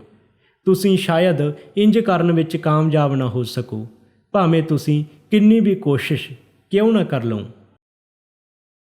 ਸਾਨੂੰ ਪਤਾ ਹੈ ਕਿ ਅਜਿਹੇ ਸੁਝਾਵਾਂ ਦਾ ਪਾਲਣ ਕਰਨਾ ਕਈ ਵਾਰ ਮੁਸ਼ਕਲ ਹੁੰਦਾ ਹੈ, ਪਰ ਜੇਕਰ ਤੁਸੀਂ ਇਹਨਾਂ ਬਾਰੇ ਗੌਰ ਕਰੋ ਤਾਂ ਤੁਸੀਂ ਕਈ ਦਿਲ ਟੁੱਟਣ ਤੋਂ ਬਚਾ ਲਵੋਗੇ। ਹੋ ਸਕਦਾ ਹੈ ਕਿ ਤੁਹਾਡਾ ਪਤੀ ਤੁਹਾਡੀ ਸਮਝਦਾਰੀ ਅਤੇ ਧੀਰਜ ਦੀ ਪ੍ਰਸ਼ੰਸਾ ਕਰੇ। ਸ਼ਾਇਦ ਇਸ ਨਾਲ ਉਸ ਦੀ ਸ਼ਰਾਬੀਪਣ ਦੀ ਸਮੱਸਿਆ ਬਾਰੇ ਦੋਸਤਾਨਾ ਗੱਲਬਾਤ ਕਰਨ ਦਾ ਆਧਾਰ ਬਣ ਜਾਏ। ਕੋਸ਼ਿਸ਼ ਕਰੋ ਕਿ ਉਹ ਇਸ ਵਿਸ਼ੇ 'ਤੇ ਆਪੇ ਹੀ ਗੱਲਬਾਤ ਸ਼ੁਰੂ ਕਰੇ। ਇਹ ਯਕੀਨੀ ਬਣਾ ਲਓ ਕਿ ਅਜਿਹੀ ਗੱਲਬਾਤ ਦੌਰਾਨ ਤੁਸੀਂ ਨੁਕਤਾਚੀਨੀ ਨਹੀਂ ਕਰੋਗੀਆਂ। ਇਸ ਦੀ ਬਜਾਏ ਇਹ ਮਹਿਸੂਸ ਕਰਨ ਦੀ ਕੋਸ਼ਿਸ਼ ਕਰੋ ਜਿਵੇਂ ਤੁਸੀਂ ਆਪਣੇ ਪਤੀ ਦੀ ਥਾਂ 'ਤੇ ਹੋਵੋ। ਉਸ ਨੂੰ ਮਹਿਸੂਸ ਹੋਣ ਦਿਓ ਕਿ ਤੁਸੀਂ ਉਸ ਦੀ ਆਲੋਚਨਾ ਕਰਨ ਦੀ ਬਜਾਏ ਉਸ ਦੀ ਮਦਦ ਕਰਨਾ ਚਾਹੁੰਦੀਆਂ ਹੋ। ਜੇ ਗੱਲਬਾਤ ਛਿੜ ਹੀ ਜਾਵੇ ਤਾਂ ਤੁਸੀਂ ਉਸ ਨੂੰ ਇਹ ਕਿਤਾਬ ਪੜ੍ਹਨ ਲਈ ਜਾਂ ਘੱਟੋ ਘੱਟ ਸ਼ਰਾਬੀਪਣ ਬਾਰੇ ਹੋਰ ਜਾਣਕਾਰੀ ਲਿਖਿਆ ਚੈਪਟਰ ਪੜ੍ਹਨ ਲਈ ਸੁਝਾ ਸਕਦੇ ਹੋ। ਉਸ ਨੂੰ ਦੱਸ ਦਿਓ ਕਿ ਤੁਸੀਂ ਚਿੰਤਾ ਕਰਦੇ ਰਹੇ ਭਾਵੇਂ ਉਹ ਬੇਮਤਲਬ ਹੀ ਸੀ। ਉਸ ਨੂੰ ਦੱਸੋ ਕਿ ਤੁਸੀਂ ਸੋਚਦੇ ਹੋ ਕਿ ਉਸ ਨੂੰ ਇਸ ਵਿਸ਼ੇ ਬਾਰੇ ਚੰਗੀ ਤਰ੍ਹਾਂ ਜਾਣ ਲੈਣਾ ਚਾਹੀਦਾ ਹੈ, ਕਿਉਂਕਿ ਹਰ ਵਿਅਕਤੀ ਜਿਹੜਾ ਬਹੁਤ ਜ਼ਿਆਦਾ ਪੀਂਦਾ ਹੈ ਉਸ ਨੂੰ ਇਸ ਦੇ ਖਤਰਿਆਂ ਬਾਰੇ ਚੰਗੀ ਤਰ੍ਹਾਂ ਜਾਣੂ ਹੋਣਾ ਚਾਹੀਦਾ ਹੈ। ਉਸ ਨੂੰ ਪ੍ਰਗਟਾਓ ਕਿ ਤੁਹਾਨੂੰ ਉਸ ਦੇ ਸ਼ਰਾਬ ਘਟਾਉਣ ਜਾਂ ਛੱਡਣ ਦੀ ਸਮਰੱਥਾ 'ਤੇ ਪੂਰਾ ਭਰੋਸਾ ਹੈ। ਇਹ ਵੀ ਦੱਸੋ ਕਿ ਤੁਸੀਂ ਫਜ਼ੂਲ ਹੀ ਉਸ ਦੇ ਮਗਰ ਨਹੀਂ ਪੈਣਾ ਚਾਹੁੰਦੇ, ਤੁਸੀਂ ਸਿਰਫ ਇਹੀ ਚਾਹੁੰਦੇ ਹੋ ਕਿ ਉਹ ਆਪਣੀ ਸਿਹਤ ਦਾ ਖਿਆਲ ਰੱਖੇ। ਇਸ ਤਰ੍ਹਾਂ ਸ਼ਾਇਦ ਤੁਸੀਂ ਸ਼ਰਾਬੀਪਣ ਬਾਰੇ ਉਸ ਦੀ ਰੁਚੀ ਪੈਦਾ ਕਰਨ ਵਿੱਚ ਸਫਲ ਹੋ ਜਾਵੋ। ਸੰਭਵ ਹੈ ਕਿ ਉਸ ਦੀ ਜਾਣ ਪਹਿਚਾਣ ਵਿੱਚ ਕਈ ਸ਼ਰਾਬੀ ਹੋਣ। ਤੁਸੀਂ ਇਹ ਸੁਝਾਅ ਦੇ ਸਕਦੇ ਹੋ ਕਿ ਤੁਸੀਂ ਦੋਵੇਂ ਰਲ ਕੇ ਉਹਨਾਂ ਵਿੱਚ ਰੁਚੀ ਲੈ ਸਕਦੇ ਹੋ। ਸ਼ਰਾਬੀ ਦੂਜੇ ਸ਼ਰਾਬੀਆਂ ਦੀ ਮਦਦ ਕਰਨਾ ਪਸੰਦ ਕਰਦੇ ਹਨ। ਹੋ ਸਕਦਾ ਹੈ ਤੁਹਾਡਾ ਪਤੀ ਉਹਨਾਂ ਵਿੱਚੋਂ ਕਿਸੇ ਇੱਕ ਨਾਲ ਗੱਲ ਕਰਨ ਲਈ ਇੱਛੁਕ ਹੋਵੇ। ਜੇ ਇਸ ਤਰ੍ਹਾਂ ਦੀ ਪਹੁੰਚ ਤੁਹਾਡੇ ਪਤੀ ਵਿੱਚ ਰੁਚੀ ਪੈਦਾ ਨਹੀਂ ਕਰਦੀ ਤਾਂ ਇਸ ਵਿਸ਼ੇ ਨੂੰ ਛੱਡਣਾ ਹੀ ਸਭ ਤੋਂ ਚੰਗਾ ਹੈ। ਪਰ ਇੱਕ ਦੋਸਤਾਨਾ ਗੱਲਬਾਤ ਤੋਂ ਬਾਅਦ ਅਕਸਰ ਤੁਹਾਡਾ ਪਤੀ ਇਸ ਵਿਸ਼ੇ ਬਾਰੇ ਆਪਣੇ ਆਪ ਹੀ ਦੁਬਾਰਾ ਗੱਲਬਾਤ ਸ਼ੁਰੂ ਕਰੇਗਾ। ਹੋ ਸਕਦਾ ਹੈ ਕਿ ਇਸ ਲਈ ਧੀਰਜ ਨਾਲ ਇੰਤਜ਼ਾਰ ਕਰਨਾ ਪਵੇ, ਪਰ ਇੰਜ ਕਰਨਾ ਉਚਿਤ ਹੋਵੇਗਾ। ਇਸ ਦੌਰਾਨ ਤੁਸੀਂ ਕਿਸੇ ਹੋਰ ਸ਼ਰਾਬੀ ਦੀ ਪਤਨੀ ਦੀ ਮਦਦ ਕਰਨ ਦੀ ਕੋਸ਼ਿਸ਼ ਕਰੋ। ਜੇ ਤੁਸੀਂ ਇਹਨਾਂ ਸਿਧਾਂਤਾਂ ਦਾ ਪਾਲਣ ਕਰੋ ਤਾਂ ਸ਼ਾਇਦ ਤੁਹਾਡਾ ਪਤੀ ਪੀਣੀ ਬੰਦ ਕਰ ਦੇਵੇ ਜਾਂ ਘਟਾ ਦੇਵੇ। ਮੰਨ ਲਵੋ ਕਿ ਤੁਹਾਡਾ ਪਤੀ ਦੂਸਰੀ ਸ਼੍ਰੇਣੀ ਵਿੱਚ ਦੱਸੇ ਗਏ ਸ਼ਰਾਬੀ ਵਾਂਗ ਹੈ। ਉਹ ਸਿਧਾਂਤ ਜਿਹੜੇ ਪਹਿਲੀ ਸ਼੍ਰੇਣੀ ਦੇ ਪਤੀ 'ਤੇ ਲਾਗੂ ਹੁੰਦੇ ਹਨ ਇਸ 'ਤੇ ਵੀ ਲਾਗੂ ਕਰਨੇ ਚਾਹੀਦੇ ਹਨ। ਪਰ ਉਸ ਦੀ ਸ਼ਰਾਬ ਦੀ ਅਗਲੀ ਝੜੀ ਦੇ ਬਾਅਦ ਉਸ ਨੂੰ ਪੁੱਛੋ ਕਿ ਉਹ ਸੱਚਮੁੱਚ ਹਮੇਸ਼ਾ ਵਾਸਤੇ ਸ਼ਰਾਬ ਛੱਡਣ ਲਈ ਤਿਆਰ ਹੈ। ਉਸ ਨੂੰ ਇਹ ਨਾ ਕਹੋ ਕਿ ਉਹ ਤੁਹਾਡੇ ਵਾਸਤੇ ਜਾਂ ਕਿਸੇ ਹੋਰ ਲਈ ਸ਼ਰਾਬ ਛੱਡੇ। ਸਿਰਫ ਇੰਨਾ ਹੀ ਪੁੱਛੋ ਕਿ ਉਹ ਛੱਡਣੀ ਚਾਹੁੰਦਾ ਹੈ। ਇਹ ਸੰਭਾਵਨਾ ਹੈ ਕਿ ਉਹ ਛੱਡਣੀ ਚਾਹੇਗਾ। ਉਸ ਨੂੰ ਆਪਣੀ ਇਹ ਕਿਤਾਬ ਵਿਖਾਓ ਅਤੇ ਦੱਸੋ ਕਿ ਤੁਹਾਨੂੰ ਸ਼ਰਾਬੀਪਣ ਬਾਰੇ ਜਾਣਕਾਰੀ ਮਿਲੀ ਹੈ। ਉਸ ਨੂੰ ਇਹ ਦੱਸੋ ਕਿ ਇਸ ਕਿਤਾਬ ਦੇ ਲਿਖਣ ਵਾਲੇ ਸ਼ਰਾਬੀ ਹੋਣ ਨਾਤੇ ਇਹ ਸਭ ਸਮਝਦੇ ਹਨ। ਕੁਝ ਦਿਲਚਸਪ ਕਹਾਣੀਆਂ ਜਿਹੜੀਆਂ ਤੁਸੀਂ ਪੜ੍ਹੀਆਂ ਹੋਣ ਉਸ ਨੂੰ ਸੁਝਾਓ। ਜੇ ਤੁਸੀਂ ਸੋਚਦੇ ਹੋ ਕਿ ਉਹ ਅਧਿਆਤਮਿਕ ਹੱਲ ਤੋਂ ਕਤਰਾਏਗਾ ਤਾਂ ਉਸ ਨੂੰ ਕਹੋ ਕਿ ਉਹ ਸ਼ਰਾਬੀਪਣ ਦੇ ਚੈਪਟਰ ਨੂੰ ਪੜ੍ਹੇ। ਫਿਰ ਸ਼ਾਇਦ ਉਹ ਅੱਗੇ ਪੜ੍ਹਨ ਵਿੱਚ ਵੀ ਰੁਚੀ ਵਿਖਾਏ। ਜੇ ਉਹ ਉਤਸੁਕ ਹੈ ਤਾਂ ਤੁਹਾਡਾ ਸਹਿਯੋਗ ਉਸ ਲਈ ਬਹੁਤ ਮਹੱਤਵਪੂਰਨ ਹੋਵੇਗਾ। ਜੇ ਉਹ ਬਹੁਤ ਉਤਸ਼ਾਹ ਨਹੀਂ ਵਿਖਾਉਂਦਾ ਜਾਂ ਸੋਚਦਾ ਹੈ ਕਿ ਉਹ ਸ਼ਰਾਬੀ ਨਹੀਂ ਤਾਂ ਸਾਡਾ ਸੁਝਾਅ ਹੈ ਕਿ ਤੁਸੀਂ ਉਸ ਨੂੰ ਇਕੱਲਿਆਂ ਛੱਡ ਦਿਓ। ਉਸ ਨੂੰ ਸਾਡੇ ਪ੍ਰੋਗਰਾਮ 'ਤੇ ਚੱਲਣ ਲਈ ਜ਼ੋਰ ਨਾ ਪਾਓ। ਉਸ ਦੇ ਮਨ ਵਿੱਚ ਬੀਜ ਬੋ ਦਿੱਤਾ ਗਿਆ ਹੈ। ਉਸ ਨੂੰ ਪਤਾ ਹੈ ਕਿ ਉਸ ਵਰਗੇ ਹਜ਼ਾਰਾਂ ਆਦਮੀ ਹੁਣ ਠੀਕ ਹੋ ਚੁੱਕੇ ਹਨ, ਪਰ ਉਸ ਦੇ ਪੀਂਦਿਆਂ ਰਹਿਣ ਤੋਂ ਇੱਕਦਮ ਬਾਅਦ ਉਸ ਨੂੰ ਇਸ ਬਾਰੇ ਯਾਦ ਨਾ ਕਰਾਓ, ਕਿਉਂਕਿ ਉਹ ਗੁੱਸੇ ਹੀ ਨਾ ਹੋ ਜਾਵੇ। ਇਸ ਗੱਲ ਦੀ ਸੰਭਾਵਨਾ ਹੈ ਕਿ ਦੇਰ ਸਵੇਰ ਤੁਸੀਂ ਉਸ ਨੂੰ ਇਹ ਕਿਤਾਬ ਇੱਕ ਵਾਰ ਫਿਰ ਪੜ੍ਹਦਿਆਂ ਪਾਓਗੇ। ਉਦੋਂ ਤੱਕ ਇੰਤਜ਼ਾਰ ਕਰੋ ਜਦੋਂ ਤੱਕ ਉਸ ਦਾ ਬਾਰ-ਬਾਰ ਸ਼ਰਾਬ ਪੀਣਾ ਉਸ ਨੂੰ ਇਹ ਯਕੀਨ ਨਹੀਂ ਦਿਵਾ ਦਿੰਦਾ ਕਿ ਉਸ ਨੂੰ ਕੁਝ ਕਰਨਾ ਚਾਹੀਦਾ ਹੈ, ਕਿਉਂਕਿ ਜਿੰਨੀ ਤੁਸੀਂ ਛੇਤੀ ਕਰੋਗੇ ਉਸ ਦੇ ਠੀਕ ਹੋਣ ਵਿੱਚ ਓਨੀ ਹੀ ਦੇਰ ਲੱਗ ਸਕਦੀ ਹੈ। ਜੇ ਤੁਹਾਡਾ ਪਤੀ ਤੀਜੀ ਸ਼੍ਰੇਣੀ ਵਿੱਚ ਆਉਂਦਾ ਹੈ ਤਾਂ ਤੁਹਾਡੀ ਕਿਸਮਤ ਸ਼ਾਇਦ ਚੰਗੀ ਹੈ। ਇਹ ਯਕੀਨ ਹੋਣ 'ਤੇ ਕਿ ਉਹ ਹੁਣ ਛੱਡਣੀ ਚਾਹੁੰਦਾ ਹੈ, ਤੁਸੀਂ ਉਸ ਕੋਲ ਇਹ ਕਿਤਾਬ ਲੈ ਕੇ ਓਨੀ ਹੀ ਖੁਸ਼ੀ ਨਾਲ ਜਾ ਸਕਦੇ ਹੋ ਜਿਵੇਂ ਤੁਹਾਨੂੰ ਕੋਈ ਖਜ਼ਾਨਾ ਲੱਭ ਗਿਆ ਹੋਵੇ।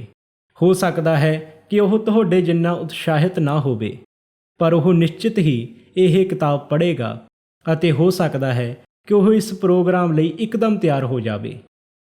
ਜੇ ਉਹ ਇੰਜ ਨਹੀਂ ਕਰਦਾ ਤਾਂ ਵੀ ਤੁਹਾਨੂੰ ਸ਼ਾਇਦ ਜ਼ਿਆਦਾ ਦੇਰ ਤੱਕ ਇੰਤਜ਼ਾਰ ਨਾ ਕਰਨਾ ਪਵੇ। ਦੁਬਾਰਾ ਯਾਦ ਕਰਵਾਉਂਦੇ ਹਾਂ, ਉਸ ਪਿੱਛੇ ਨਾ ਪਵੋ।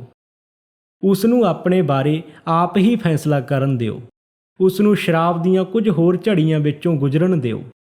ਤੁਸੀਂ ਸ਼ਾਂਤ ਰਹੋ। ਉਸ ਦੀ ਹਾਲਤ ਬਾਰੇ ਜਾਂ ਇਸ ਕਿਤਾਬ ਬਾਰੇ ਉਦੋਂ ਹੀ ਗੱਲ ਕਰੋ ਜਦੋਂ ਉਹ ਆਪ ਇਹ ਮੁੱਦਾ ਉਠਾਏ। ਕੁਝ ਮੌਕਿਆਂ 'ਤੇ ਇਹ ਬਿਹਤਰ ਹੋਵੇਗਾ ਕਿ ਕੋਈ ਬਾਹਰਲਾ ਵਿਅਕਤੀ ਉਸ ਨੂੰ ਇਹ ਕਿਤਾਬ ਭੇਟ ਕਰੇ। ਉਹ ਕੜਵਾਹਟ ਪੈਦਾ ਕੀਤੇ ਬਿਨਾਂ ਉਸ ਨੂੰ ਕਾਰਵਾਈ ਕਰਨ ਲਈ ਜ਼ੋਰ ਪਾ ਸਕਦੇ ਹਨ। ਜੇ ਬਾਕੀ ਮਾਮਲਿਆਂ ਵਿੱਚ ਤੁਹਾਡੇ ਪਤੀ ਦਾ ਵਿਵਹਾਰ ਇੱਕ ਸਧਾਰਨ ਵਿਅਕਤੀ ਵਾਂਗ ਹੈ ਤਾਂ ਇਸ ਹਾਲਤ ਤੱਕ ਤੁਹਾਡੇ ਕੋਲ ਚੰਗੇ ਅਸਾਰ ਹਨ। ਤੁਸੀਂ ਇਹ ਸੋਚੋਗੇ ਕਿ ਚੌਥੀ ਸ਼੍ਰੇਣੀ ਵਿੱਚ ਆਉਂਦੇ ਵਿਅਕਤੀ ਬਹੁਤ ਬੇਆਸ ਹੋਣਗੇ, ਪਰ ਇਹ ਇੰਜ ਨਹੀਂ। ਅਲਕੋਹਲਿਕਸ ਅਨੋਨਿਮਸ ਦੇ ਕਾਫੀ ਮੈਂਬਰ ਅਜਿਹੇ ਹੀ ਸਨ। ਹਰ ਵਿਅਕਤੀ ਨੇ ਉਹਨਾਂ ਬਾਰੇ ਆਸ ਛੱਡ ਦਿੱਤੀ ਸੀ। ਹਾਰ ਨਿਸ਼ਚਿਤ ਹੀ ਜਾਪਦੀ ਸੀ। ਫਿਰ ਵੀ ਅਕਸਰ ਅਜਿਹੇ ਵਿਅਕਤੀ ਦੀ ਰੋਗ ਮੁਕਤੀ ਬਹੁਤ ਪ੍ਰਭਾਵਸ਼ਾਲੀ ਅਤੇ ਵੇਖਣਯੋਗ ਹੋਈ। ਕੁਝ ਅਪਵਾਦ ਵੀ ਹਨ। ਕੁਝ ਵਿਅਕਤੀਆਂ ਨੂੰ ਸ਼ਰਾਬ ਨਾਲ ਇੰਨਾ ਨੁਕਸਾਨ ਪਹੁੰਚ ਚੁੱਕਾ ਹੁੰਦਾ ਹੈ ਕਿ ਉਹ ਰੁਕ ਹੀ ਨਹੀਂ ਸਕਦੇ। ਕਈ ਵਾਰ ਅਜਿਹੇ ਮਾਮਲੇ ਵੀ ਹੁੰਦੇ ਹਨ ਜਿੱਥੇ ਦੂਜੀਆਂ ਬਿਮਾਰੀਆਂ ਅਤੇ ਸਮੱਸਿਆਵਾਂ ਕਾਰਨ ਸ਼ਰਾਬੀਪਣ ਦੀ ਬਿਮਾਰੀ ਹੋਰ ਉਲਝ ਚੁੱਕੀ ਹੁੰਦੀ ਹੈ। ਇੱਕ ਚੰਗਾ ਡਾਕਟਰ ਹੀ ਤੁਹਾਨੂੰ ਦੱਸ ਸਕਦਾ ਹੈ ਕਿ ਉਹ ਉਲਝਣਾਂ ਗੰਭੀਰ ਹਨ ਕਿ ਨਹੀਂ। ਕਿਸੇ ਵੀ ਹਾਲਤ ਵਿੱਚ ਕੋਸ਼ਿਸ਼ ਕਰੋ ਕਿ ਤੁਹਾਡਾ ਪਤੀ ਇਹ ਕਿਤਾਬ ਪੜ੍ਹ ਲਏ। ਉਸ ਦੀ ਪ੍ਰਤੀਕਿਰਿਆ ਸ਼ਾਇਦ ਉਤਸ਼ਾਹਜਨਕ ਹੋਵੇ। ਜੇ ਉਹ ਪਹਿਲਾਂ ਕਿਸੇ ਹਸਪਤਾਲ ਜਾਂ ਸੰਸਥਾ ਵਿੱਚ ਦਾਖਲ ਹੈ, ਪਰ ਉਹ ਤੁਹਾਨੂੰ ਅਤੇ ਤੁਹਾਡੇ ਡਾਕਟਰ ਨੂੰ ਯਕੀਨ ਦਿਵਾ ਸਕਦਾ ਹੈ ਕਿ ਉਹ ਇਸ ਬਾਰੇ ਗੰਭੀਰ ਹੈ, ਤਾਂ ਉਸ ਨੂੰ ਸਾਡਾ ਤਰੀਕਾ ਅਜ਼ਮਾਉਣ ਦਾ ਮੌਕਾ ਦਿਓ, ਬੇਸ਼ਰਤੇ ਡਾਕਟਰ ਇਹ ਨਾ ਸੋਚਦਾ ਹੋਵੇ ਕਿ ਉਸ ਦੀ ਮਾਨਸਿਕ ਹਾਲਤ ਬਹੁਤ ਜ਼ਿਆਦਾ ਵਿਗੜੀ ਹੋਈ ਜਾਂ ਖਤਰਨਾਕ ਹੈ। ਅਸੀਂ ਇੰਜ ਕਰਨ ਦੀ ਸਿਫਾਰਸ਼ ਬੜੇ ਵਿਸ਼ਵਾਸ ਨਾਲ ਕਰਦੇ ਹਾਂ। ਅਸੀਂ ਕਈ ਸਾਲਾਂ ਤੋਂ ਉਹਨਾਂ ਸ਼ਰਾਬੀਆਂ ਨਾਲ ਜਿਹੜੇ ਹਸਪਤਾਲਾਂ ਵਿੱਚ ਹਨ ਕੰਮ ਕਰਦੇ ਆ ਰਹੇ ਹਾਂ। ਇਸ ਕਿਤਾਬ ਦੇ ਪਹਿਲੀ ਵਾਰ ਛਪਣ ਤੋਂ ਲੈ ਕੇ ਹੁਣ ਤੱਕ AA ਨੇ ਹਜ਼ਾਰਾਂ ਸ਼ਰਾਬੀਆਂ ਨੂੰ ਹਸਪਤਾਲਾਂ ਅਤੇ ਪਾਗਲਖਾਨਿਆਂ ਤੋਂ ਛੁਟਕਾਰਾ ਦਿਵਾਇਆ ਹੈ। ਉਹਨਾਂ 'ਚੋਂ ਜ਼ਿਆਦਾਤਰ ਕਦੇ ਵਾਪਸ ਨਹੀਂ ਗਏ। ਰੱਬ ਦੀ ਸ਼ਕਤੀ ਅਥਾਹ ਹੈ। ਹੋ ਸਕਦਾ ਹੈ ਕਿ ਤੁਹਾਡੇ ਸਾਹਮਣੇ ਹਾਲਾਤ ਬਿਲਕੁਲ ਉਲਟ ਹੋਣ। ਸ਼ਾਇਦ ਤੁਹਾਡਾ ਪਤੀ ਭੱਜਿਆ ਹੋਇਆ ਹੋਵੇ ਜਦ ਕਿ ਉਸ ਨੂੰ ਹਸਪਤਾਲ ਜਾਂ ਪਾਗਲਖਾਨੇ ਵਿੱਚ ਹੋਣਾ ਚਾਹੀਦਾ ਸੀ। ਕੁਝ ਆਦਮੀ ਸ਼ਰਾਬੀਪਣ 'ਤੇ ਕਾਬੂ ਨਹੀਂ ਪਾ ਸਕਦੇ ਅਤੇ ਨਾ ਹੀ ਪਾਉਣਗੇ।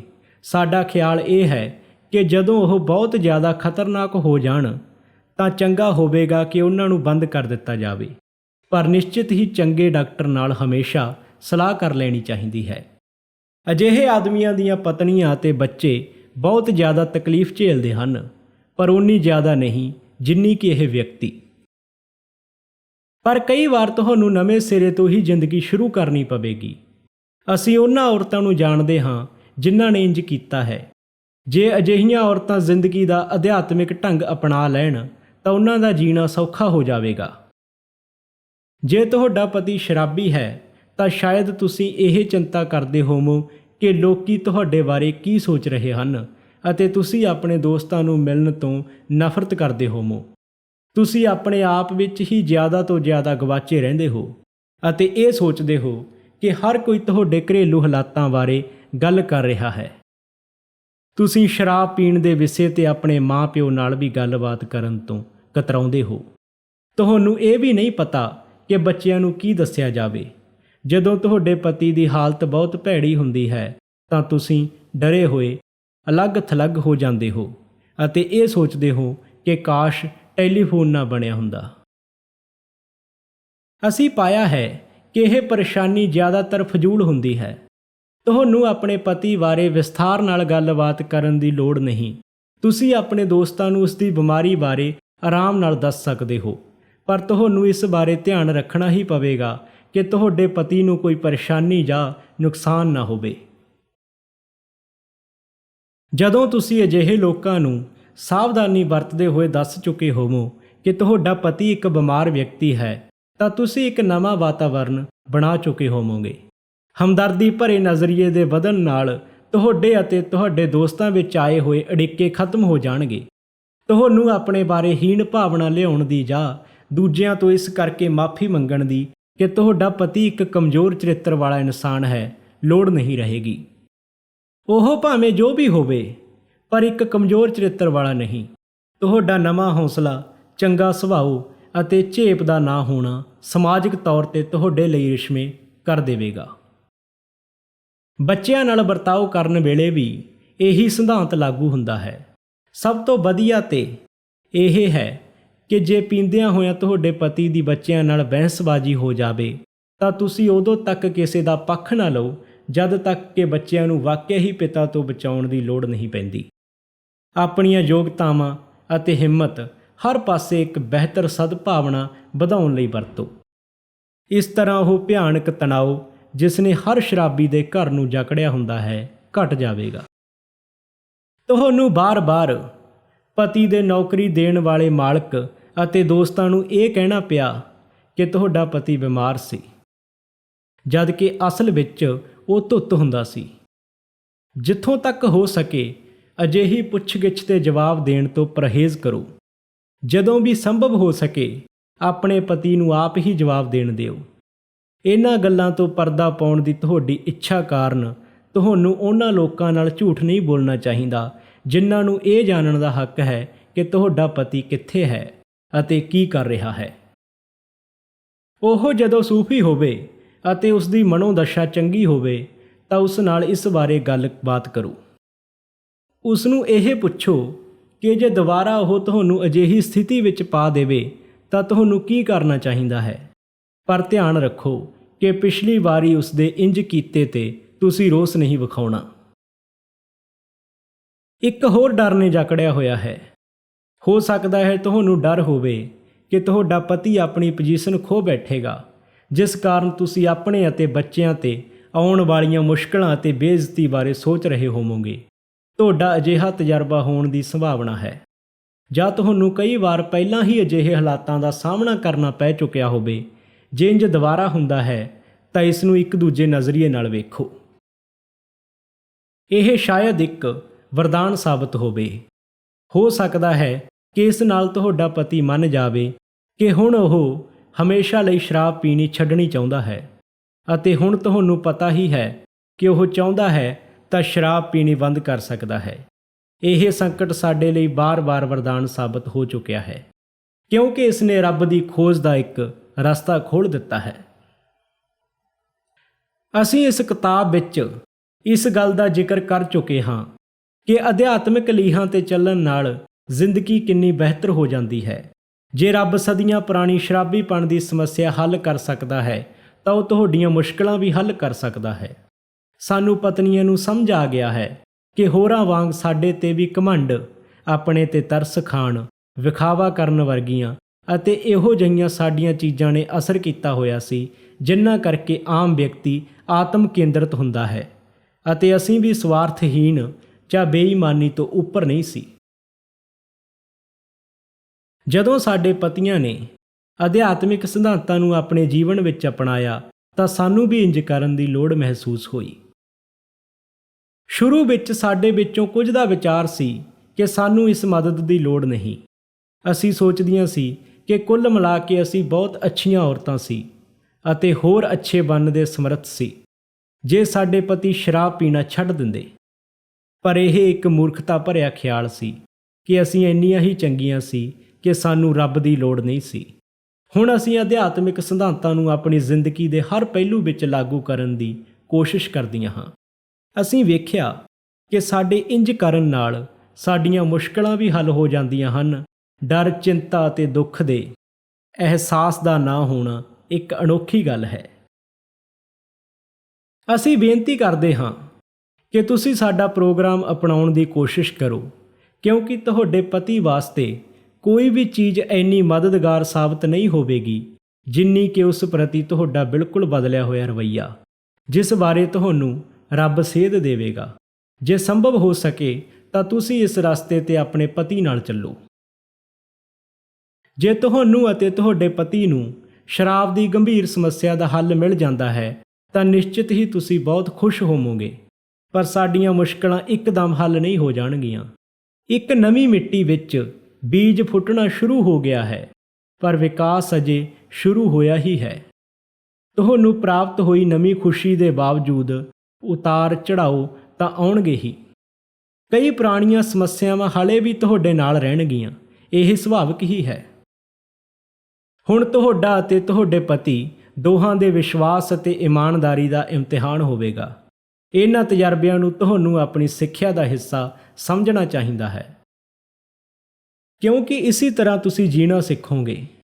ਤੁਸੀਂ ਗਲਤੀਆਂ ਕਰੋਗੇ, ਪਰ ਜੇ ਤੁਸੀਂ ਇਮਾਨਦਾਰ ਰਹੋਗੇ ਤਾਂ ਇਸ ਨਾਲ ਤੁਹਾਡਾ ਨੁਕਸਾਨ ਨਹੀਂ ਹੋਵੇਗਾ, ਸਗੋਂ ਤੁਸੀਂ ਇਸ ਤੋਂ ਸਿੱਖੋਗੇ ਹੀ।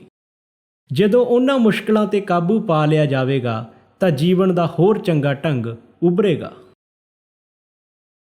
ਚਿੜਚਿੜਾਪਣ, ਚੋਟ ਖਾਈ ਭਾਵਨਾਵਾਂ ਅਤੇ ਰੋਸ ਕੁਝ ਸਮੱਸਿਆਵਾਂ ਹਨ ਜਿਨ੍ਹਾਂ ਦਾ ਤੁਹਾਨੂੰ ਸਾਹਮਣਾ ਕਰਨਾ ਪਵੇਗਾ। ਕਈ ਵਾਰ ਤੁਹਾਡਾ ਪਤੀ ਅਨੁਚਿਤ ਹੋਵੇਗਾ ਅਤੇ ਤੁਸੀਂ ਉਸ ਦੀ ਆਲੋਚਨਾ ਕਰਨਾ ਚਾਹੋਗੇ। ਘਰੇਲੂ ਮਾਮਲਿਆਂ ਵਿੱਚ ਮਤਭੇਦ ਦੀ ਛੋਟੀ ਜਿਹੀ ਸ਼ੁਰੂਆਤ ਨੂੰ ਲੈ ਕੇ ਹੀ ਝਗੜੇ ਗੰਭੀਰ ਰੂਪ ਧਾਰਨ ਕਰ ਸਕਦੇ ਹਨ।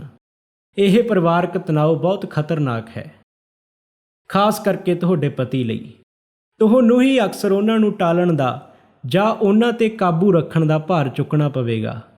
ਕਦੇ ਨਾ ਭੁੱਲੋ ਕਿ ਸ਼ਰਾਬੀ ਵਾਸਤੇ ਰੋਸ ਬਹੁਤ ਭਿਆਨਕ ਸਮੱਸਿਆ ਹੈ।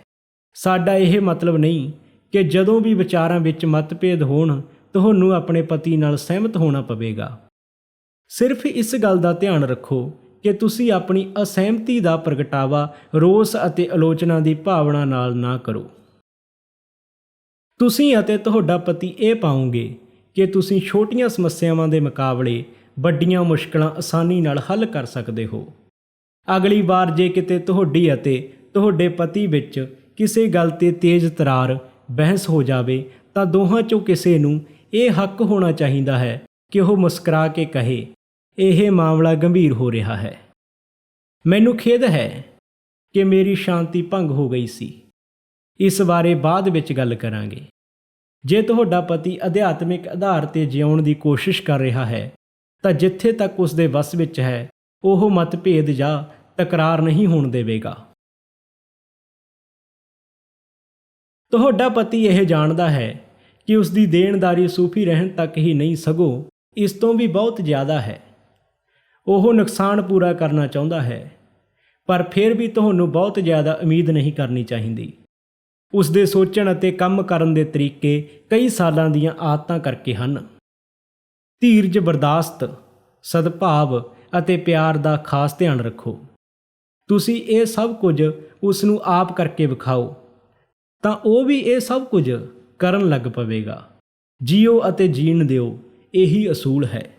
ਜੇ ਤੁਸੀਂ ਦੋਵੇਂ ਸਿਰਫ ਆਪਣੀਆਂ ਖਾਮੀਆਂ ਦਾ ਹੀ ਸੁਧਾਰ ਕਰਨ ਦੀ ਕੋਸ਼ਿਸ਼ ਕਰਦੇ ਹੋ ਤਾਂ ਇੱਕ ਦੂਜੇ ਦੀ ਆਲੋਚਨਾ ਕਰਨ ਦੀ ਕੋਈ ਲੋੜ ਨਹੀਂ ਰਹੇਗੀ।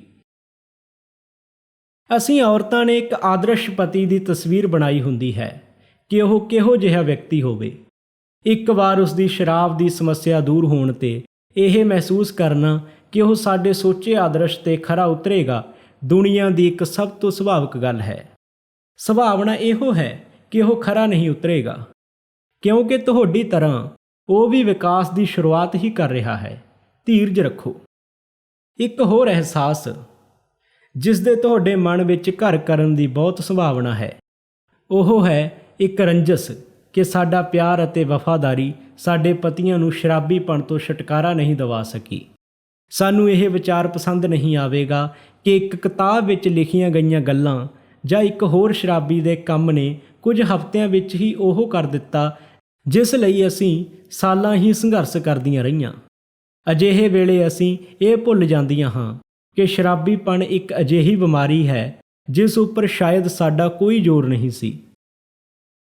ਤੁਹਾਡਾ ਪਤੀ ਹੀ ਸਭ ਤੋਂ ਪਹਿਲਾਂ ਇਹ ਕਹੇਗਾ ਕਿ ਤੁਹਾਡੀ ਲਗਨ ਅਤੇ ਦੇਖ ਰੇਖ ਹੀ ਸੀ ਜਿਸ ਨੇ ਉਸ ਨੂੰ ਅਜਿਹੇ ਮਕਾਮ 'ਤੇ ਪਹੁੰਚਾ ਦਿੱਤਾ ਜਿੱਥੇ ਉਸ ਨੂੰ ਅਧਿਆਤਮਿਕ ਤਜਰਬਾ ਹੋ ਸਕੇ। ਤੁਹਾਡੇ ਬਿਨਾਂ ਉਹ ਬਹੁਤ ਪਹਿਲਾਂ ਹੀ ਖੇਰੂ ਹੋ ਚੁੱਕਾ ਹੁੰਦਾ। ਜਦੋਂ ਰੋਸਪੂਰਨ ਵਿਚਾਰ ਆਉਣ, ਥੋੜ੍ਹੀ ਸ਼ਾਂਤੀ ਰੱਖਣ ਦੀ ਕੋਸ਼ਿਸ਼ ਕਰੋ ਅਤੇ ਆਪਣੀਆਂ ਨਿਆਮਤਾਂ ਵੱਲ ਧਿਆਨ ਦਿਓ। ਆਖਿਰਕਾਰ ਤੁਹਾਡਾ ਪਰਿਵਾਰ ਮੁੜ ਇਕੱਠਾ ਹੋ ਗਿਆ ਹੈ। ਸ਼ਰਾਬ ਹੁਣ ਇੱਕ ਸਮੱਸਿਆ ਨਹੀਂ ਰਹੀ ਅਤੇ ਤੁਸੀਂ ਅਤੇ ਤੁਹਾਡਾ ਪਤੀ ਰਲ ਕੇ ਇੱਕ ਅਜਿਹੇ ਭਵਿੱਖ ਵੱਲ ਵਧ ਰਹੇ ਹੋ ਜਿਸ ਬਾਰੇ ਤੁਸੀਂ ਕਦੇ ਸੁਪਨੇ ਵਿੱਚ ਵੀ ਨਹੀਂ ਸੋਚਿਆ ਹੋਵੇਗਾ। ਇੱਕ ਹੋਰ ਮੁਸ਼ਕਲ ਇਹ ਹੈ ਕਿ ਤੁਸੀਂ ਸ਼ਾਇਦ ਆਪਣੇ ਪਤੀ ਦੇ ਹੋਰ ਲੋਕਾਂ ਵੱਲ, ਖਾਸ ਕਰਕੇ ਸ਼ਰਾਬੀਆਂ ਵੱਲ ਧਿਆਨ ਦੇਣ ਕਰਕੇ ਈਰਖਾ ਕਰਨ ਲੱਗ ਪਓ। ਤੁਸੀਂ ਉਸ ਦੇ ਸਾਥ ਲਈ ਤਰਸਦੇ ਰਹੇ ਹੋ, ਪਰ ਉਹ ਆਪਣਾ ਸਮਾਂ ਦੂਜੇ ਲੋਕਾਂ ਅਤੇ ਉਹਨਾਂ ਦੇ ਪਰਿਵਾਰਾਂ ਦੀ ਮਦਦ ਕਰਦਿਆਂ ਗੁਜ਼ਾਰਦਾ ਹੈ। ਤੁਸੀਂ ਮਹਿਸੂਸ ਕਰਦੇ ਹੋ ਕਿ ਹੁਣ ਉਹ ਤੁਹਾਡਾ ਹੋਣਾ ਚਾਹੀਦਾ ਹੈ। ਅਸਲੀਅਤ ਇਹ ਹੈ ਕਿ ਉਸ ਨੂੰ ਆਪਣਾ ਸੂਫੀਪਣ ਕਾਇਮ ਰੱਖਣ ਲਈ ਹੋਰਾਂ ਲੋਕਾਂ ਨਾਲ ਕੰਮ ਕਰਨਾ ਚਾਹੀਦਾ ਹੈ। ਕਈ ਵਾਰ ਉਹ ਇਸ ਵਿੱਚ ਇੰਨੀ ਰੁਚੀ ਲੈਣ ਲੱਗ ਪੈਂਦਾ ਹੈ ਕਿ ਉਹ ਸੱਚਮੁੱਚ ਤੁਹਾਡੇ ਵੱਲੋਂ ਬੇਪਰਵਾਹ ਹੋ ਜਾਂਦਾ ਹੈ। ਤੁਹਾਡਾ ਘਰ ਅਜਨਬੀ ਲੋਕਾਂ ਨਾਲ ਭਰਿਆ ਰਹਿੰਦਾ ਹੈ। ਹੋ ਸਕਦਾ ਹੈ ਤੁਸੀਂ ਉਹਨਾਂ ਵਿੱਚੋਂ ਕਈਆਂ ਨੂੰ ਪਸੰਦ ਨਾ ਕਰੋ। ਤੁਹਾਡਾ ਪਤੀ ਉਹਨਾਂ ਦੀਆਂ ਮੁਸ਼ਕਲਾਂ 'ਤੇ ਬੇਚੈਨ ਹੋ ਜਾਂਦਾ ਹੈ, ਪਰ ਤੁਹਾਡੀਆਂ 'ਤੇ ਬਿਲਕੁਲ ਹੀ ਨਹੀਂ ਹੁੰਦਾ। ਤੁਹਾਡਾ ਉਸ ਨਾਲ ਇਸ ਬਾਰੇ ਗੱਲ ਕਰਨ ਅਤੇ ਉਸ 'ਤੇ ਜ਼ੋਰ ਪਾਉਣ ਦਾ ਕਿ ਉਹ ਤੁਹਾਡੇ ਵੱਲ ਜ਼ਿਆਦਾ ਧਿਆਨ ਦੇਵੇ ਕੋਈ ਫਾਇਦਾ ਨਹੀਂ ਹੋਵੇਗਾ। ਅਸੀਂ ਵੇਖਿਆ ਹੈ ਕਿ ਉਸ ਦਾ ਸ਼ਰਾਬੀਆਂ ਨਾਲ ਕੰਮ ਕਰਨ ਦੇ ਉਤਸ਼ਾਹ ਨੂੰ ਘਟਾਉਣਾ ਵਾਕਈ ਗਲਤ ਹੈ। ਤੁਹਾਨੂੰ ਜਿੰਨਾ ਵੀ ਹੋ ਸਕੇ ਉਸ ਦੀਆਂ ਇਹਨਾਂ ਕੋਸ਼ਿਸ਼ਾਂ ਵਿੱਚ ਸ਼ਾਮਲ ਹੋਣਾ ਚਾਹੀਦਾ ਹੈ। ਅਸੀਂ ਸੁਝਾਉਂਦੇ ਹਾਂ ਕਿ ਤੁਸੀਂ ਆਪਣਾ ਕੁਝ ਧਿਆਨ ਉਸ ਦੇ ਨਵੇਂ ਬਣੇ ਸ਼ਰਾਬੀ ਦੋਸਤਾਂ ਦੀਆਂ ਪਤਨੀਆਂ ਵੱਲ ਲਗਾਓ। ਉਹਨਾਂ ਔਰਤਾਂ ਨੂੰ ਇੱਕ ਅਜਿਹੀ ਔਰਤ ਦੇ ਮਸ਼ਵਰੇ ਅਤੇ ਪਿਆਰ ਦੀ ਲੋੜ ਹੈ ਜਿਹੜੀ ਉਹਨਾਂ ਹਾਲਾਤਾਂ 'ਚੋਂ ਗੁਜ਼ਰੀ ਹੋਵੇ ਜਿਨ੍ਹਾਂ ਵਿੱਚੋਂ ਤੁਸੀਂ ਗੁਜ਼ਰ ਚੁੱਕੇ ਹੋ। ਇਹ ਸ਼ਾਇਦ ਸੱਚ ਹੈ ਕਿ ਤੁਸੀਂ ਅਤੇ ਤੁਹਾਡਾ ਪਤੀ ਬਹੁਤ ਇਕੱਲੇਪਣ ਵਿੱਚ ਰਹਿੰਦੇ ਰਹੇ ਹੋ, ਕਿਉਂਕਿ ਸ਼ਰਾਬ ਪੀਣ ਕਰਕੇ ਕਈ ਵਾਰ ਇੱਕ ਸ਼ਰਾਬੀ ਦੀ ਪਤਨੀ ਇਕੱਲੀ ਪੈ ਜਾਂਦੀ ਹੈ। ਇਸ ਲਈ ਤੁਹਾਨੂੰ ਜਿਉਣ ਵਾਸਤੇ ਸ਼ਾਇਦ ਨਵੀਆਂ ਰੁਚੀਆਂ ਅਤੇ ਇੱਕ ਚੰਗੇ ਮਕਸਦ ਦੀ ਓਨੀ ਹੀ ਲੋੜ ਹੈ ਜਿੰਨੀ ਕਿ ਤੁਹਾਡੇ ਪਤੀ ਨੂੰ। ਜੇ ਤੁਸੀਂ ਸ਼ਿਕਾਇਤ ਇਹ ਕਰਨ ਦੀ ਬਜਾਏ ਸਹਿਯੋਗ ਦਿਓ ਤਾਂ ਤੁਸੀਂ ਪਾਓਗੇ ਕਿ ਉਸ ਦਾ ਜ਼ਰੂਰਤ ਤੋਂ ਜ਼ਿਆਦਾ ਵਧੀਆ ਹੋਇਆ ਉਤਸ਼ਾਹ ਘਟ ਜਾਵੇਗਾ। ਤੁਹਾਡੇ ਦੋਵਾਂ ਵਿੱਚ ਦੂਜਿਆਂ ਪ੍ਰਤੀ ਜ਼ਿੰਮੇਵਾਰੀ ਦੀ ਭਾਵਨਾ ਜਾਗ ਜਾਵੇਗੀ। ਤੁਹਾਨੂੰ ਅਤੇ ਤੁਹਾਡੇ ਪਤੀ ਨੂੰ ਇਹ ਸੋਚਣਾ ਪਵੇਗਾ ਕਿ ਤੁਸੀਂ ਜ਼ਿੰਦਗੀ ਵਿੱਚੋਂ ਕੁਝ ਲੈਣ ਦੀ ਬਜਾਏ ਇਸ ਵਿੱਚ ਕਿੰਨਾ ਯੋਗਦਾਨ ਪਾ ਸਕਦੇ ਹੋ। ਨਿਸ਼ਚਿਤ ਹੀ ਇੰਜ ਕਰਦਿਆਂ ਤੁਹਾਡਾ ਜਿਉਣਾ ਸੰਤੁਸ਼ਟ ਅਤੇ ਭਰਪੂਰ ਹੋ ਜਾਵੇਗਾ। ਤੁਸੀਂ ਇੱਕ ਬਹੁਤ ਬਿਹਤਰ ਜ਼ਿੰਦਗੀ ਪਾਉਣ ਲਈ ਪੁਰਾਣੀ ਜ਼ਿੰਦਗੀ ਨੂੰ ਛੱਡਦੇ ਜਾਓਗੇ। ਸ਼ਾਇਦ ਤੁਹਾਡਾ ਪਤੀ ਨਵੇਂ ਆਧਾਰ 'ਤੇ ਇੱਕ ਸ਼ੁਰੂਆਤ ਕਰੇ, ਪਰ ਜਦੋਂ ਸਭ ਕੁਝ ਠੀਕ ਠਾਕ ਚੱਲਣ ਲੱਗਦਾ ਹੀ ਹੈ ਉਦੋਂ ਉਹ ਸ਼ਰਾਬੀ ਹੋਇਆ ਘਰ ਆ ਕੇ ਤੁਹਾਨੂੰ ਨਿਰਾਸ਼ ਕਰ ਦਿੰਦਾ ਹੈ। ਜੇ ਤੁਹਾਨੂੰ ਤਸੱਲੀ ਹੈ ਕਿ ਉਹ ਵਾਕਿਆ ਹੀ ਸ਼ਰਾਬ ਛੱਡਣੀ ਚਾਹੁੰਦਾ ਹੈ ਤਾਂ ਤੁਹਾਨੂੰ ਡਰਨ ਦੀ ਕੋਈ ਲੋੜ ਨਹੀਂ। ਭਾਵੇਂ ਇਹ ਹਮੇਸ਼ਾ ਹੀ ਬਿਹਤਰ ਹੈ ਕਿ ਉਹ ਮੁੜ ਕੇ ਸ਼ਰਾਬ ਕਦੇ ਨਾ ਪੀਵੇ, ਜਿਵੇਂ ਕਿ ਸਾਡੇ ਵਿੱਚੋਂ ਕਈਆਂ ਦੇ ਪਤੀਆਂ ਨਾਲ ਹੋਇਆ ਹੈ, ਪਰ ਕੁਝ ਦਾ ਦੁਬਾਰਾ ਸ਼ਰਾਬ ਪੀ ਲੈਣਾ ਕੋਈ ਬਹੁਤੀ ਮਾੜੀ ਗੱਲ ਨਹੀਂ ਹੈ। ਤੁਹਾਡਾ ਪਤੀ ਇੱਕਦਮ ਸਮਝ ਜਾਵੇਗਾ ਕਿ ਜੇ ਉਹ ਜਿਉਣਾ ਚਾਹੁੰਦਾ ਹੈ ਤਾਂ ਉਸ ਨੂੰ ਆਪਣੀਆਂ ਅਧਿਆਤਮਿਕ ਕਾਰਵਾਈਆਂ ਨੂੰ ਕਾਫੀ ਵਧਾਉਣਾ ਹੀ ਪਵੇਗਾ। ਤੁਹਾਨੂੰ ਉਸ ਨੂੰ ਉਸ ਦੀ ਅਧਿਆਤਮਿਕ ਘਾਟ ਬਾਰੇ ਜਤਾਉਣ ਦੀ ਲੋੜ ਨਹੀਂ। ਉਸ ਨੂੰ ਇਸ ਦਾ ਪਤਾ ਲੱਗ ਜਾਵੇਗਾ। ਉਸ ਦਾ ਹੌਸਲਾ ਵਧਾਓ ਅਤੇ ਉਸ ਨੂੰ ਪੁੱਛੋ ਕਿ ਤੁਸੀਂ ਉਸ ਦੀ ਹੋਰ ਵੀ ਕਿਵੇਂ ਮਦਦ ਕਰ ਸਕਦੇ ਹੋ। ਡਰ ਜਾਂ ਬੇਸਬਰੀ ਦਾ ਥੋੜ੍ਹਾ ਜਿਹਾ ਪ੍ਰਗਟਾਵਾ ਵੀ ਤੁਹਾਡੇ ਪਤੀ ਦੇ ਠੀਕ ਹੋਣ ਦੇ ਅਸਾਰ ਘਟਾ ਸਕਦਾ ਹੈ। ਆਪਣੇ ਖਾਸ ਦੋਸਤਾਂ ਪ੍ਰਤੀ ਤੁਹਾਡੀ ਨਾਪਸੰਦਗੀ ਨੂੰ ਕਿਤੇ ਉਹ ਆਪਣੇ ਕਮਜ਼ੋਰ ਪਲਾਂ ਵਿੱਚ ਸ਼ਰਾਬ ਪੀਣ ਦਾ ਫਜ਼ੂਲ ਜਿਹਾ ਬਹਾਨਾ ਹੀ ਨਾ ਬਣਾ ਲਵੇ। ਅਸੀਂ ਕਦੇ ਵੀ ਉਸ ਦੀ ਜ਼ਿੰਦਗੀ ਨੂੰ ਇਸ ਤਰ੍ਹਾਂ ਮੋੜਨ ਦੀ ਕੋਸ਼ਿਸ਼ ਨਹੀਂ ਕਰਦੇ ਕਿ ਉਹ ਸ਼ਰਾਬ ਦੀ ਖਿੱਚ ਤੋਂ ਬਚਿਆ ਰਹੇ। ਉਸ ਨੂੰ ਸ਼ਰਾਬ ਦੀ ਖਿੱਚ ਤੋਂ ਦੂਰ ਰੱਖਣ ਲਈ ਤੁਹਾਡੇ ਵੱਲੋਂ ਉਸ ਦੇ ਰੁਝੇਵਿਆਂ ਅਤੇ ਕੰਮਕਾਜ ਨੂੰ ਸੇਧ ਦੇਣ ਦੀ ਜਰਾ ਜਿਹੀ ਕੋਸ਼ਿਸ਼ ਨੂੰ ਵੀ ਉਹ ਪਹਿਚਾਨ ਲਵੇਗਾ। ਉਸ ਨੂੰ ਇਹ ਮਹਿਸੂਸ ਹੋਣ ਦਿਓ ਕਿ ਉਹ ਜਿਸ ਤਰ੍ਹਾਂ ਵੀ ਚਾਹੇ ਆ ਜਾ ਸਕਦਾ ਹੈ। ਇਹ ਮਹੱਤਵਪੂਰਨ ਹੈ।